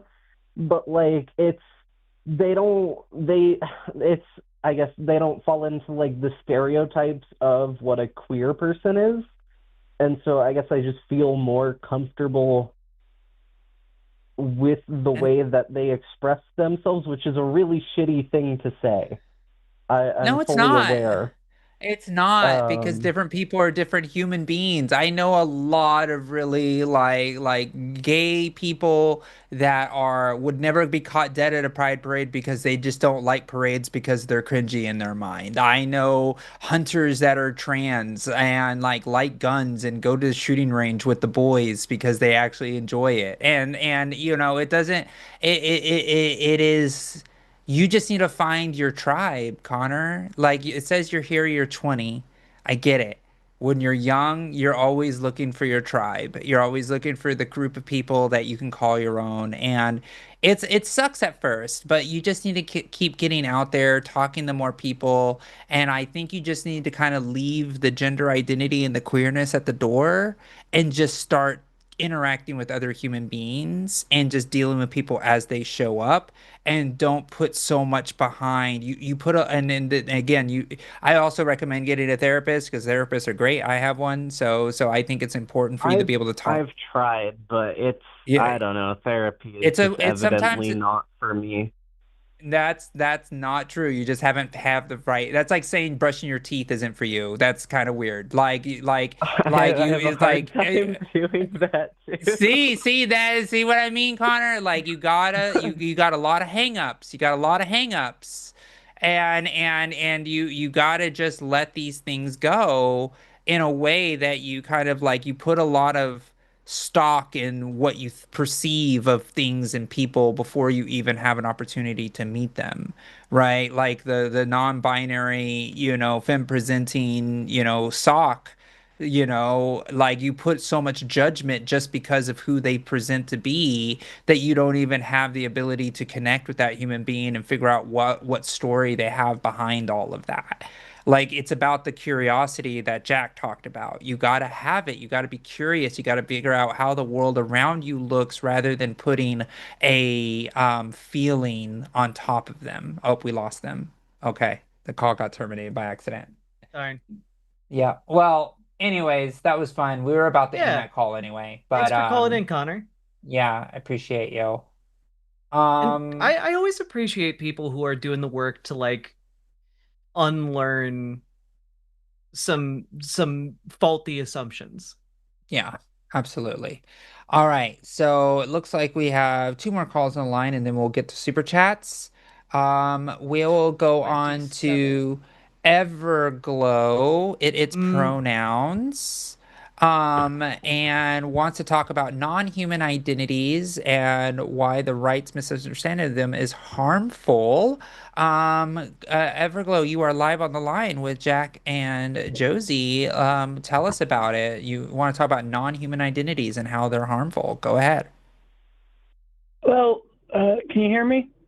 Yes. yeah. Okay. Is my audio okay? I'm sorry. Yes, it's perfect. Okay.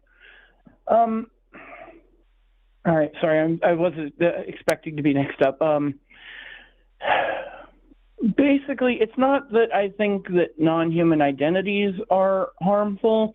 It's that I find the way that they're typically misrepresented by the right and also tend to be dismissed by a lot of people on the left is itself harmful.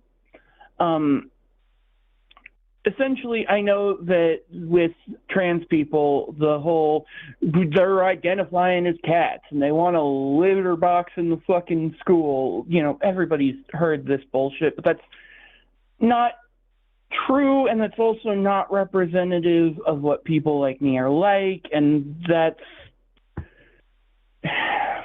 But also, I've listened to like calls with people like Jovan, and he'll just like actively dismiss the idea of a non-human identity, and like I'm sorry, I'm rambling a little bit. It's okay. Jack, do you want to start? I was just going to ask, what do you mean by a non-human identity?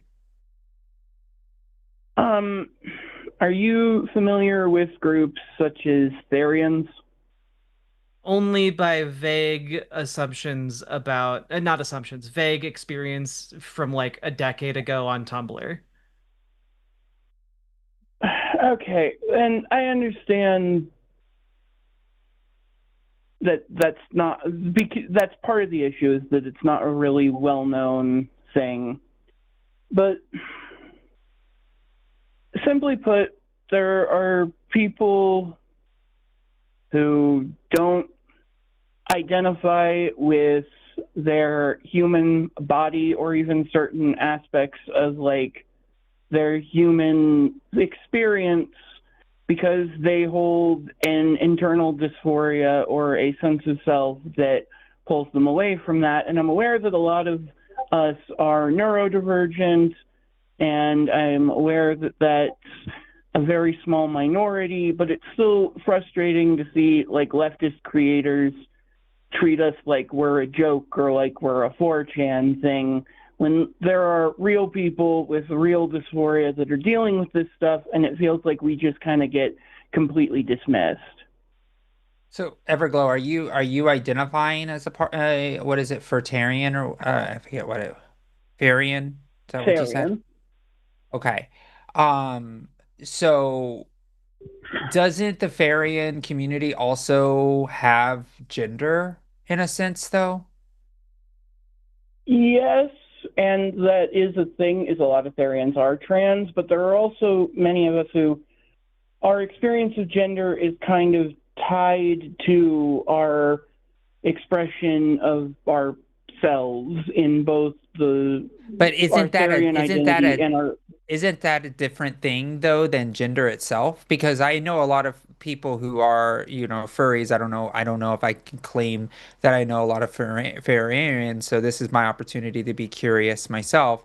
That we just had with the last call, for example. So when you say, so if I say, what is your gender identity? What is your answer? I fall somewhere in the non-binary agender range, just because. Okay. So Complicated reason. that has nothing to do with your Farian identity then. Yes, and I want to be clear. Like, my main point. Can I just get a clarification? Is this more that you're upset that the attacks against trans people from the right sometimes conflate this with being trans, and that then there's also people who just don't like really get it on the left? Is that kind of, if I boiled everything down, is that kind of where you're coming from? Yeah, that's kind of what I mean, in that it's like we're taking strays from both sides, I guess would be the succinct way to put it. Okay, that's fair. So I'm just trying to have a profile of your lived experience. So you are a non-binary slash maybe agender. That's your gender identity. I totally get that and understand that. And you have a separate identity that is inside that you have, that is the Farian. I'm sorry if I'm saying it wrong. I think it's Therian. Is it Therian? Okay, thank you. But Therian, Therian. Would you say that Therian is a type of identity? I absolutely would. Okay. it So has connections to a lot of the. Sorry. so so I am trying to put this into my own headcanon, right? In my own understanding of how I look at the world, right? So when I think of a human person, I think of your gender identity, your sex assigned at birth, your gender expression, your sexual orientation, your relationship configuration, and that's kind of like how many people you're in partnership with, either zero or many or anything in between. And then, but you would posit that there's a sixth identity, which is a Therian identity slash human identity. So are you trying to say inside of a human being, there are people who are Therian, and then there are people who are not Therian that are more on the spectrum of like human identity? Would you say that? I would say that that's pretty accurate. Okay, great, cool. So thank you for clearing that up because now I have a much better understanding of Ethereum identity because that makes sense to me. For me, it's clear. I'm a human Therian, I guess, in a sense. I play in the human identity of what that is, and that's fine.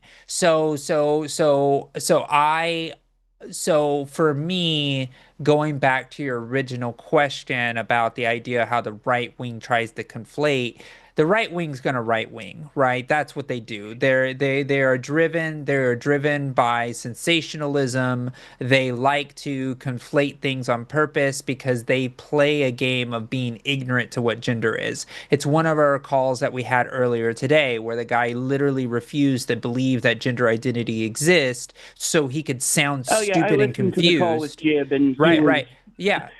Yeah. It was like you were banging So your head against the wall with that guy. yeah, exactly. Right.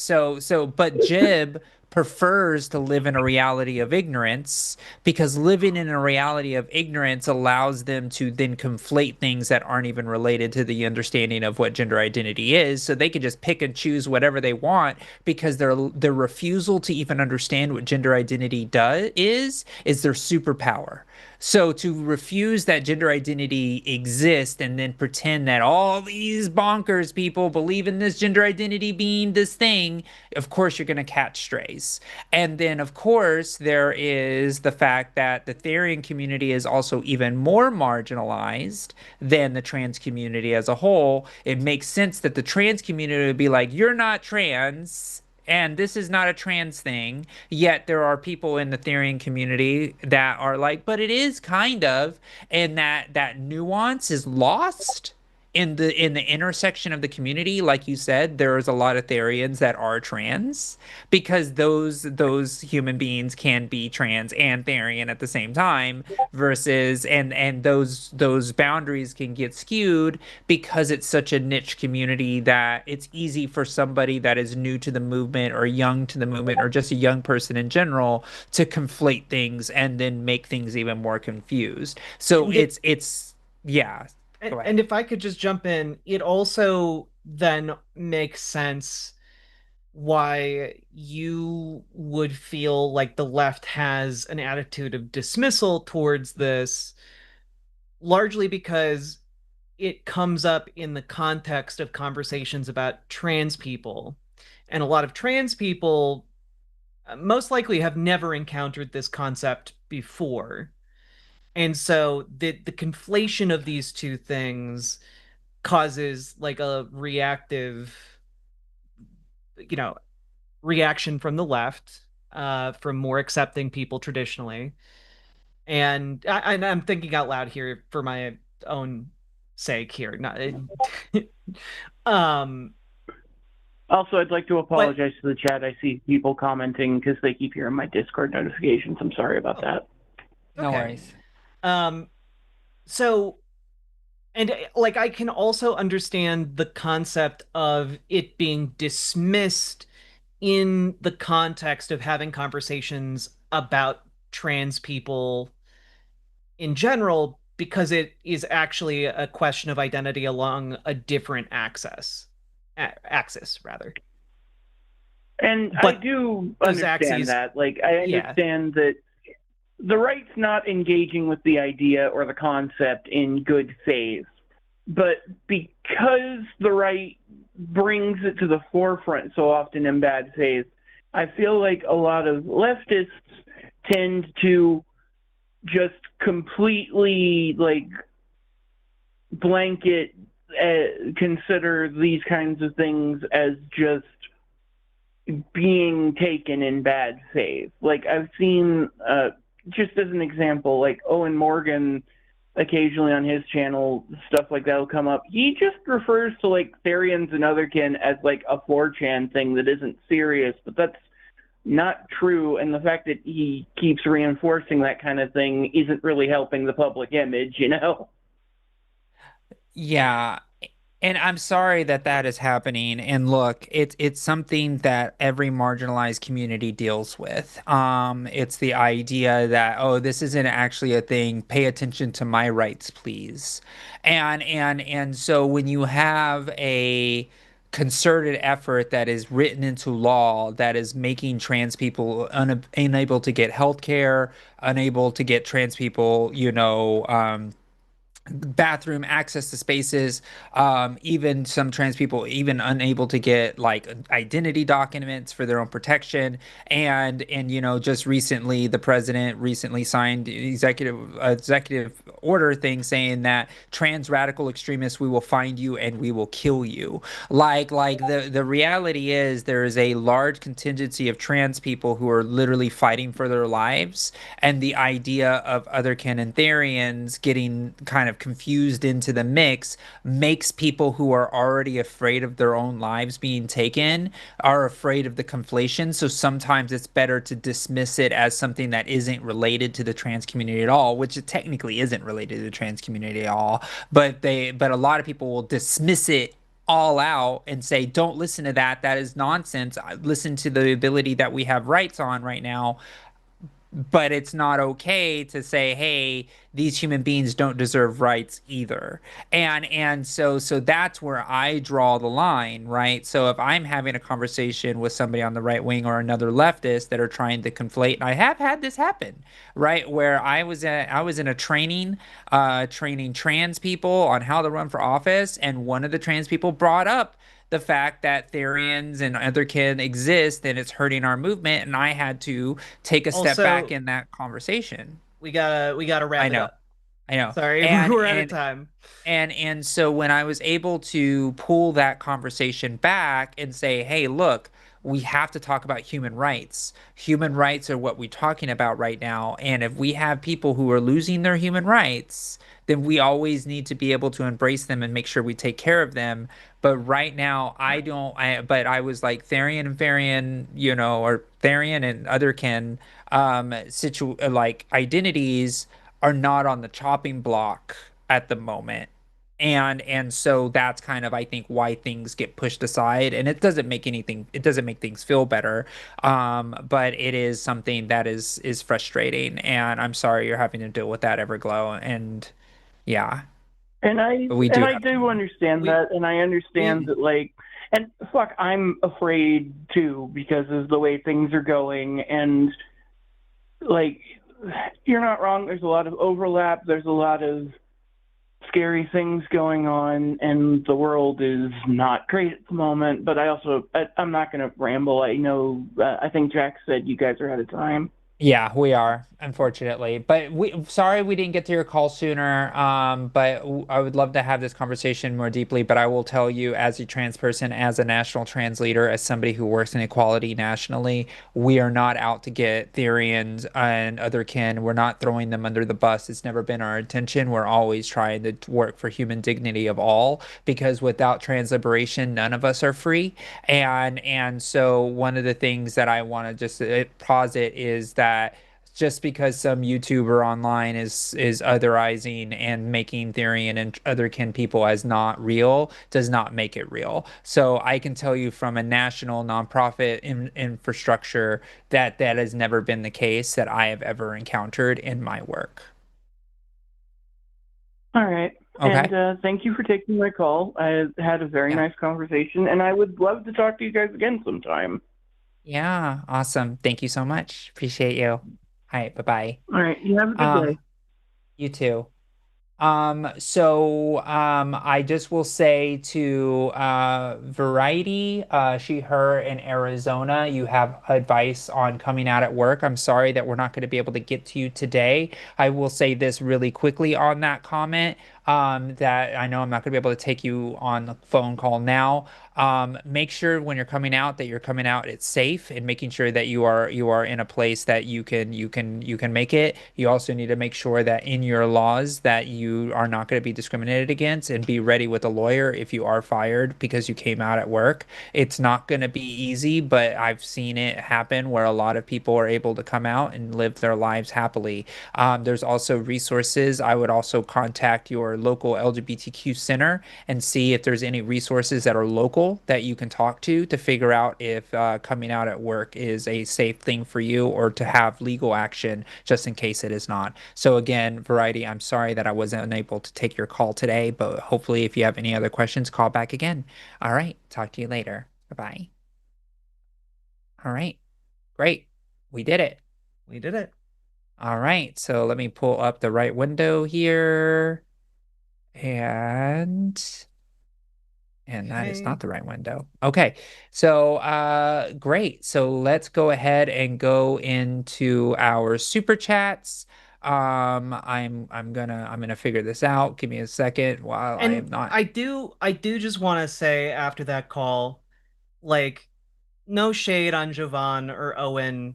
Like, they're interested in having conversations about trans identities, you know? And when you're looking to have conversations about trans identities, shifting the conversation to talk about a completely different kind of identity is not what they're interested in talking about. So, like, they are their own creators, they have the right to run their own shows, and I don't think there's anything wrong with what they're doing either. Yeah. And do we know what silly position we're going to be arguing with? Okay. Am I We supposed to make will, that up? yeah, we're gonna vibe with it for now. Yes, it's fine. And also I saw somebody voted for me in the primary, so thank you. I deeply appreciate it. We'll know if we win probably by July 6th, which makes my heart horribly anxious, and I don't know if I could take it. But anyways. Oh, also the Team Josie's on me. Oh yeah. Okay. It's okay. I can be Jack, I guess. Although I am that color. All right, let's go ahead.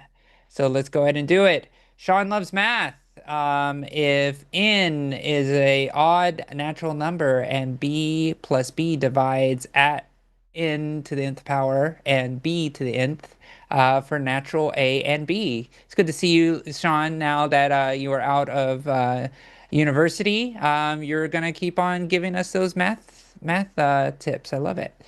All right. So I'll clear that, and then I'm learning how to do this Okay, on my own here. are you going to be taking the lead on this button Am pressing I? thing, or am I also supposed to press buttons? I think I'm gonna press the buttons to Okay. make things easier. Sorry. Okay, no Unless you worries. want to press buttons. If you're really about it, like I am not attached to pressing the button. Yeah. Thank you to Mystic Mind Analysis for the £5. If the amazing digital circus teaches us anything, it's that it's never too late to accept who you are. Love is out there. Hashtag Team Josie. Hashtag elect the dolls. Yes. Thank you. And oh my gosh, so we're gonna actually do Team Josie even though it's backwards. Okay. So this is fun for our brains. Let's see, William Mattis, $5 from William Mattis, muffler dislodge, got it, fixed, I'm tired. Here's $5. Hashtag Team Josie. Thank you. Thank you for the $20 from more. Oh gosh. More 7U71715. I have wanted to know about your name for ages now, RBJ. I am a Dan and expect I will keep it due to laziness. Yeah, the Riverboat Jack, it's an actual nickname that I had. So I just used it in the online Oh. spaces. Now I'm curious, like, were you always riverboating? Is that why they nicknamed you that? Is No, a I I avid I riverboater? I worked at a like I worked back in the day at a Bible camp up in northern Minnesota, and one time we were going around introducing ourselves to the church leadership, and I was like, "Oh, my name's Jack," and one of the older pastor figures was like, "Oh, well, we were gonna name our son Jack, but then my old aunt, she told me, oh, don't you name him Jack. Everyone will think of Riverboat Jack, the gambler." And like literally no one knew who Riverboat Jack was. And of course, all of the other people who worked at the camp like Googled it afterwards and they're like, there's no Riverboat Jack. And and so for like the rest of my time working there, people called me Riverboat Jack. I actually thoroughly love that story. I can't believe you don't remember the notorious Riverback Jack, the gambler who, was, I'm just gonna make it up, just buried in and lost and forgotten the time because that seems like more likely that they broke his thumbs and then they put some some cement shoes on his feet and there they go. But the fun start part of the story is that Riverboat Jack the Gambler was also a trans woman. So making it all up, folks. All right. Snurd Fluke, 1999. Thank you for your generous contribution. Um, my name is Luis because my father had a sister named Louise. His younger sister is Janie. My aunt Louise had a daughter named Jeannie. The name Louise was not taken for my generation, and I hoped it would help me be accepted. Thank you so much. And it was almost like a tongue twister. There's all the Louises and the Janies. But yeah, uh, there we go. Um, let's see here. Snardfleck, thank you for the $5 super chat. Today I finished my second draft of a trans play based on trans posts on YouTube. I call it TransTube. I'd love to have it done here in Austin, Texas. That'd be so cool. Yeah, that would be cool. I have no idea what something like that would look like, but I'm intrigued. Yeah. $5 from Joshua Everett. Good afternoon, lovely friends. I hope everyone is doing well. Hashtag Team Josie for President 2028. I am not running for president. I'll announce that now, but I love the sentiment. At least not running for 2028. That's too soon. You gotta cook. Yeah, yeah. Thank you to Jackie Greenland for 100 pounds. Very generous. It's been about a year since I've been able to listen to been able to listen live. So here's a bit of cheer from a hot, increasingly turfy island.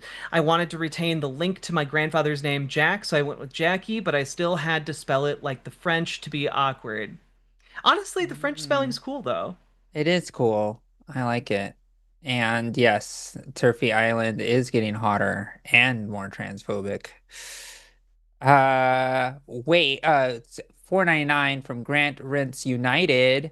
Wait, so if I give a super chat, y'all have to read it aloud? Ooga booga. Okay, okay, here we go. Ooga booga biggie digoo dongle bongle flip dippy dippity shimmy sham jim jam hashtag Team Jack. Wow, I did that with all my heart, and that's what it is. Okay, all right, okay. But it was fun. It was fun. Taffybot, thank you for the $10 super chat. Yeah. I'll let you read this one too. uh, eight Grant Rants United. Thank you for the $5 super chat. Fee fi fo fum. My name is Jack, and I put pineapple on my spaghettios. Chef Boy RD, more like Chef Boy. Where is that D? Am I right, ladies? Hashtag Team Jack. And by the way, Team Josie only has two. Wait. Team Jack has two. So we have Team Josie has three. That's right, because of the president one. Um, Let's see. Okay. Vampy Sacks for $10. Vampy says, fuck ice, which I am totally down with that message. Oh yeah. I'm super excited about Twin Cities Pride this year. Hashtag Team Jacks. Ooh, yeah. Fun, fun. I wish I could be there. That sounds fun. Mira Featherbender, thank you for the $5 dono. Hey chat, did you all know that two of my favorite hosts are currently live on the line? Josie for public office, Jack for TACIS, hashtag Team Jack. Yeah. TACIS is a higher office. I get it. Uh, $10 New Zealand, a mountain eucalyptus. I don't think Jib is a gender. The fact that he's fighting it so much suggests he's gender identity, even though he wants to disagree. I agree with that. I don't think Jack was a gender at all. I think Jeb was a gender at all. I kept wanting to call him Jeb Yeah, instead of Jib. Jeb. Yeah, yeah, that's true. That would have been better. All the Jeb memes have poisoned my brain. Yeah, that's true. Jeb with an exclamation point. Yeah. Oops, all Jeb. Oops, all Jeb. Joshua Everett, thank you for the $5 super chat. In addition to Thomas, you can also use Optimus Prime as a gendered example that hits a little closer to human examples. Hashtag Cybertron junk, hashtag Team Josie. Yes, I love it. I love it. Oh, wait, the names were switched, but then okay, there we go. It makes sense. All right, great. That was funny. $10 from Kelly Bean. I never felt unsafe when a trans woman used the woman's bathroom. I'm not worried or afraid of trans women. I am of cis men. I don't know. Hashtag Team Josie. Thank you. And thank you for not being afraid of us. We're actually kind of weak and pathetic. William Mates, 1991. Thank you for the $5 super chat. Actually took a leap and requested all my doctors use they, them, theirs. For me, honestly, I was much more nervous than I thought. Hell yeah. Aw, that's great. 499 from Bram Lasix.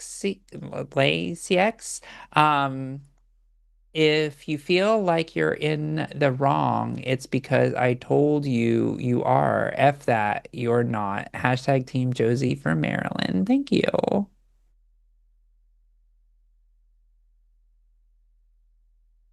Uncle Simric, thank you for the $5 super chat. Everyone, did you exercise today? The fascists did. Why haven't you? Oof. That's a Classic. classic Uncle ceramic. That sounds like something an uncle would say. He's got uncle Uh, energy. yeah, totally. $5 from Nicole Cooper. Josie, you got me figuring out why to make a Prius engine work in a monster truck, and I think I have figured it out. Hashtag Team Jack. Well, I'm glad. I'm glad you figured this out. We need to put this example to the test. We need to do a TACIS on the field, and it'll be great.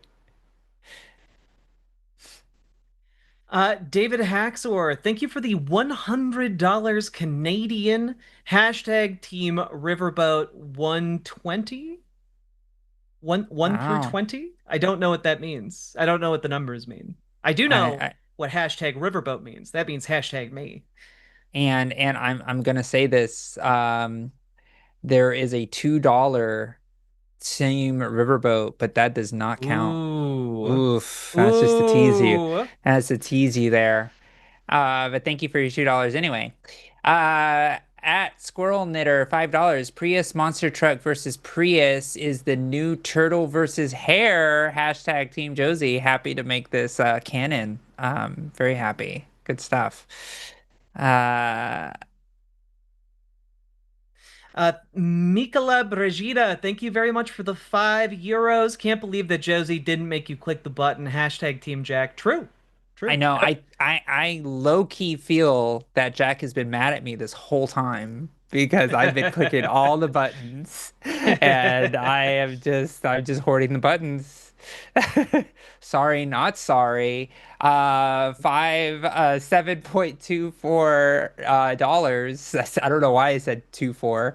0.24. I think those are Australian monies. Yes. Okay. Cleffy version 2H don't get to watch most of the streams because it's just too early for me, but I guess that gives me something to watch later. Hashtag Team Justice for Dr. Softhole. That's you. That's me. That's Dr. you. Softhole is the I foolishly took off a Foolish. scrunchie one time to describe why AI is dangerous because human beings attribute human-like qualities to things. Even when you're just like, look at this. This is a new character. This is Dr. Softhole. And then I like flicked it off screen and was like, Dr. Softhole's dead now, never coming back. And my That, chat has never forgotten Dr. Softhole, which only further emphasizes the power of my example. oof, look at this. Dead. Oh my god.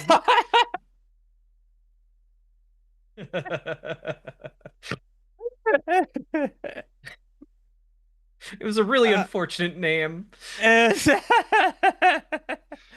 there will Dino Argenstein, thank you for the 4.99. There will never be enough drugs to make this okay. And I think that was a perfect one to do with Yup. Dr. Softhole Part Yup. 2 getting killed on my side of the fence here. It is a tie. It is a tie. Oh What do god. we do? Uh I oh no. Do we wait for another super chat to come in? we Is could that do what it that way. we could, or we can give it, let's say, 3 minutes or 2 minutes to see how many super chats come in the next three Hmm. minutes. True. Let's do Could it. do that. Yeah. All right. So I guess when it is 55 on your clocks, so we'll give it a little time. So when it's Okay. 55 on your clocks, that's when we'll stop You have accepting the super chats. power. And we can also discuss in the 3 minutes what is the debate topic going to be? Ooh, what is the What is debate the topic going to argument? be? We have to come up with one ourselves. Yeah. Let's Oh, see. Um, um, gosh, I figured I would have a brain full of them, but I guess I don't right now. Let's see. Let's see. uh, Uh, oh God. Dr. Softhole should be in charge of the federal government's HHS. That's one idea. Yeah. Uh, let's see. Trans people make I was gonna say like make for better nuclear engineers. I mean, I'm kind of part of that. I'm kind of part of that. Every I do want to We used say to do that. every nuclear engineer I know is a trans person. So Is it just me? Do you only know no, me? I know several. Oh God. Come on, everybody Um get those in there. I'll get those super chats in. oh God. Um Let's let's see. see. Let's see. I'm trying to keep all the government things. Let's say for the president, for the next Republicans nominee, they have to swim the length of the reflecting pool through the sludge and the Oh, slime. yes. Yes, that's Yeah. great. That is Yeah. great. Um I think we could go with that one. I think that Do one's you want to good. just agree on that one? Yeah, Yeah, let's just let's agree do on it. that one. I do love that. I do love that. Okay, we still got a few more seconds before we cut it Whew. off. And then we'll go. I think. All right, I will start reading them. And then at 55 we stop. All right, so let's go ahead and go. $5 for Team Jack. Let's go Let's from One-Eyed go. Weirdo.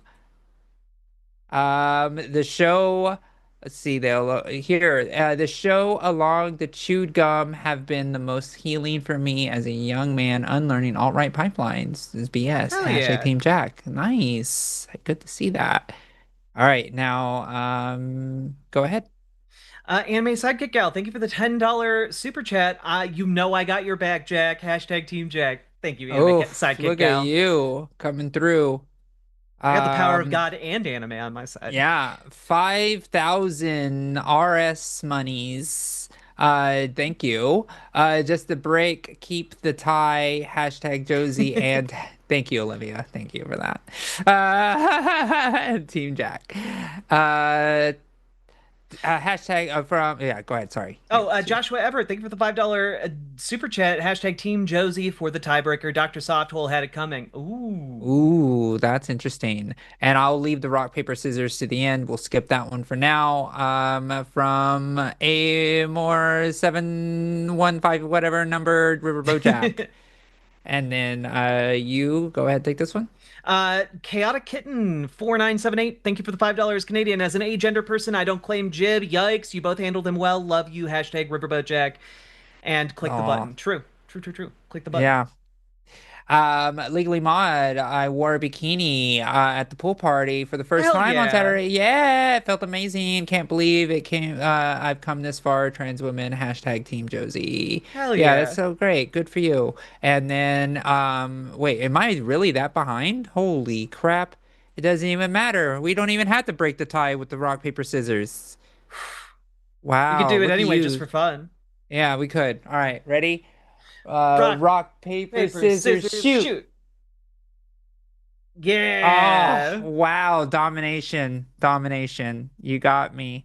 All right. So I will do the argument that the next presidential Republican nominee must swim across the length of the reflecting pool. So we're going to get started.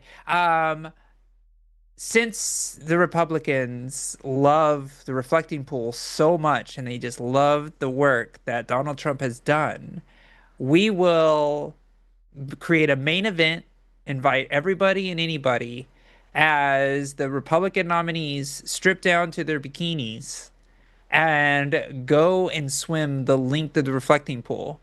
And they have to swim through it with all the algae, with all the hydrogen peroxide and the chlorine and the paint chips that will be choking them as they're trying to gasp for air. So by the time they're done, they will look like the swamp creatures that they actually are. And you know, it will just be indicative of what the country will look like under their presidency. Just a slimy, green, toxic pile mess with American flag blue flecks all over their bodies. This Perfect. will give the Republicans the juice that they need.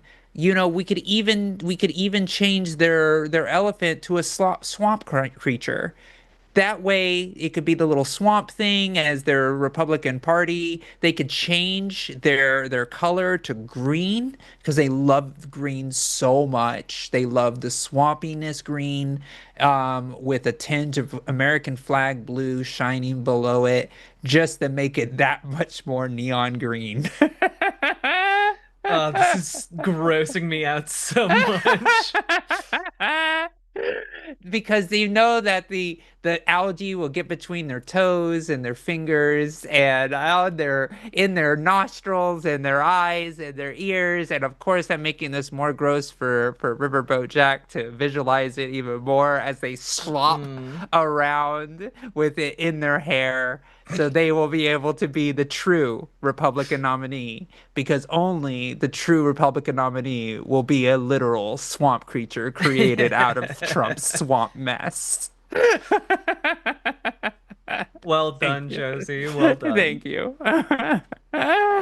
Well, we finished right on time. Look at us. Look at us Look at go. us. I Would have know. thought. I know. So make sure you stick around for Calling It Now with Jimmy and whoever he has on with him. Thanks for the crew and our mods and the screeners. And obviously, we used invisible ink for all of our Patreon subscribers. Oh, here they come. Late to the show, but here they are. Look at that. You can be cool, just like all these people. Cool. Thank you, everybody. As this long list grows every day, be a part of it because you can be that cool too. Bye.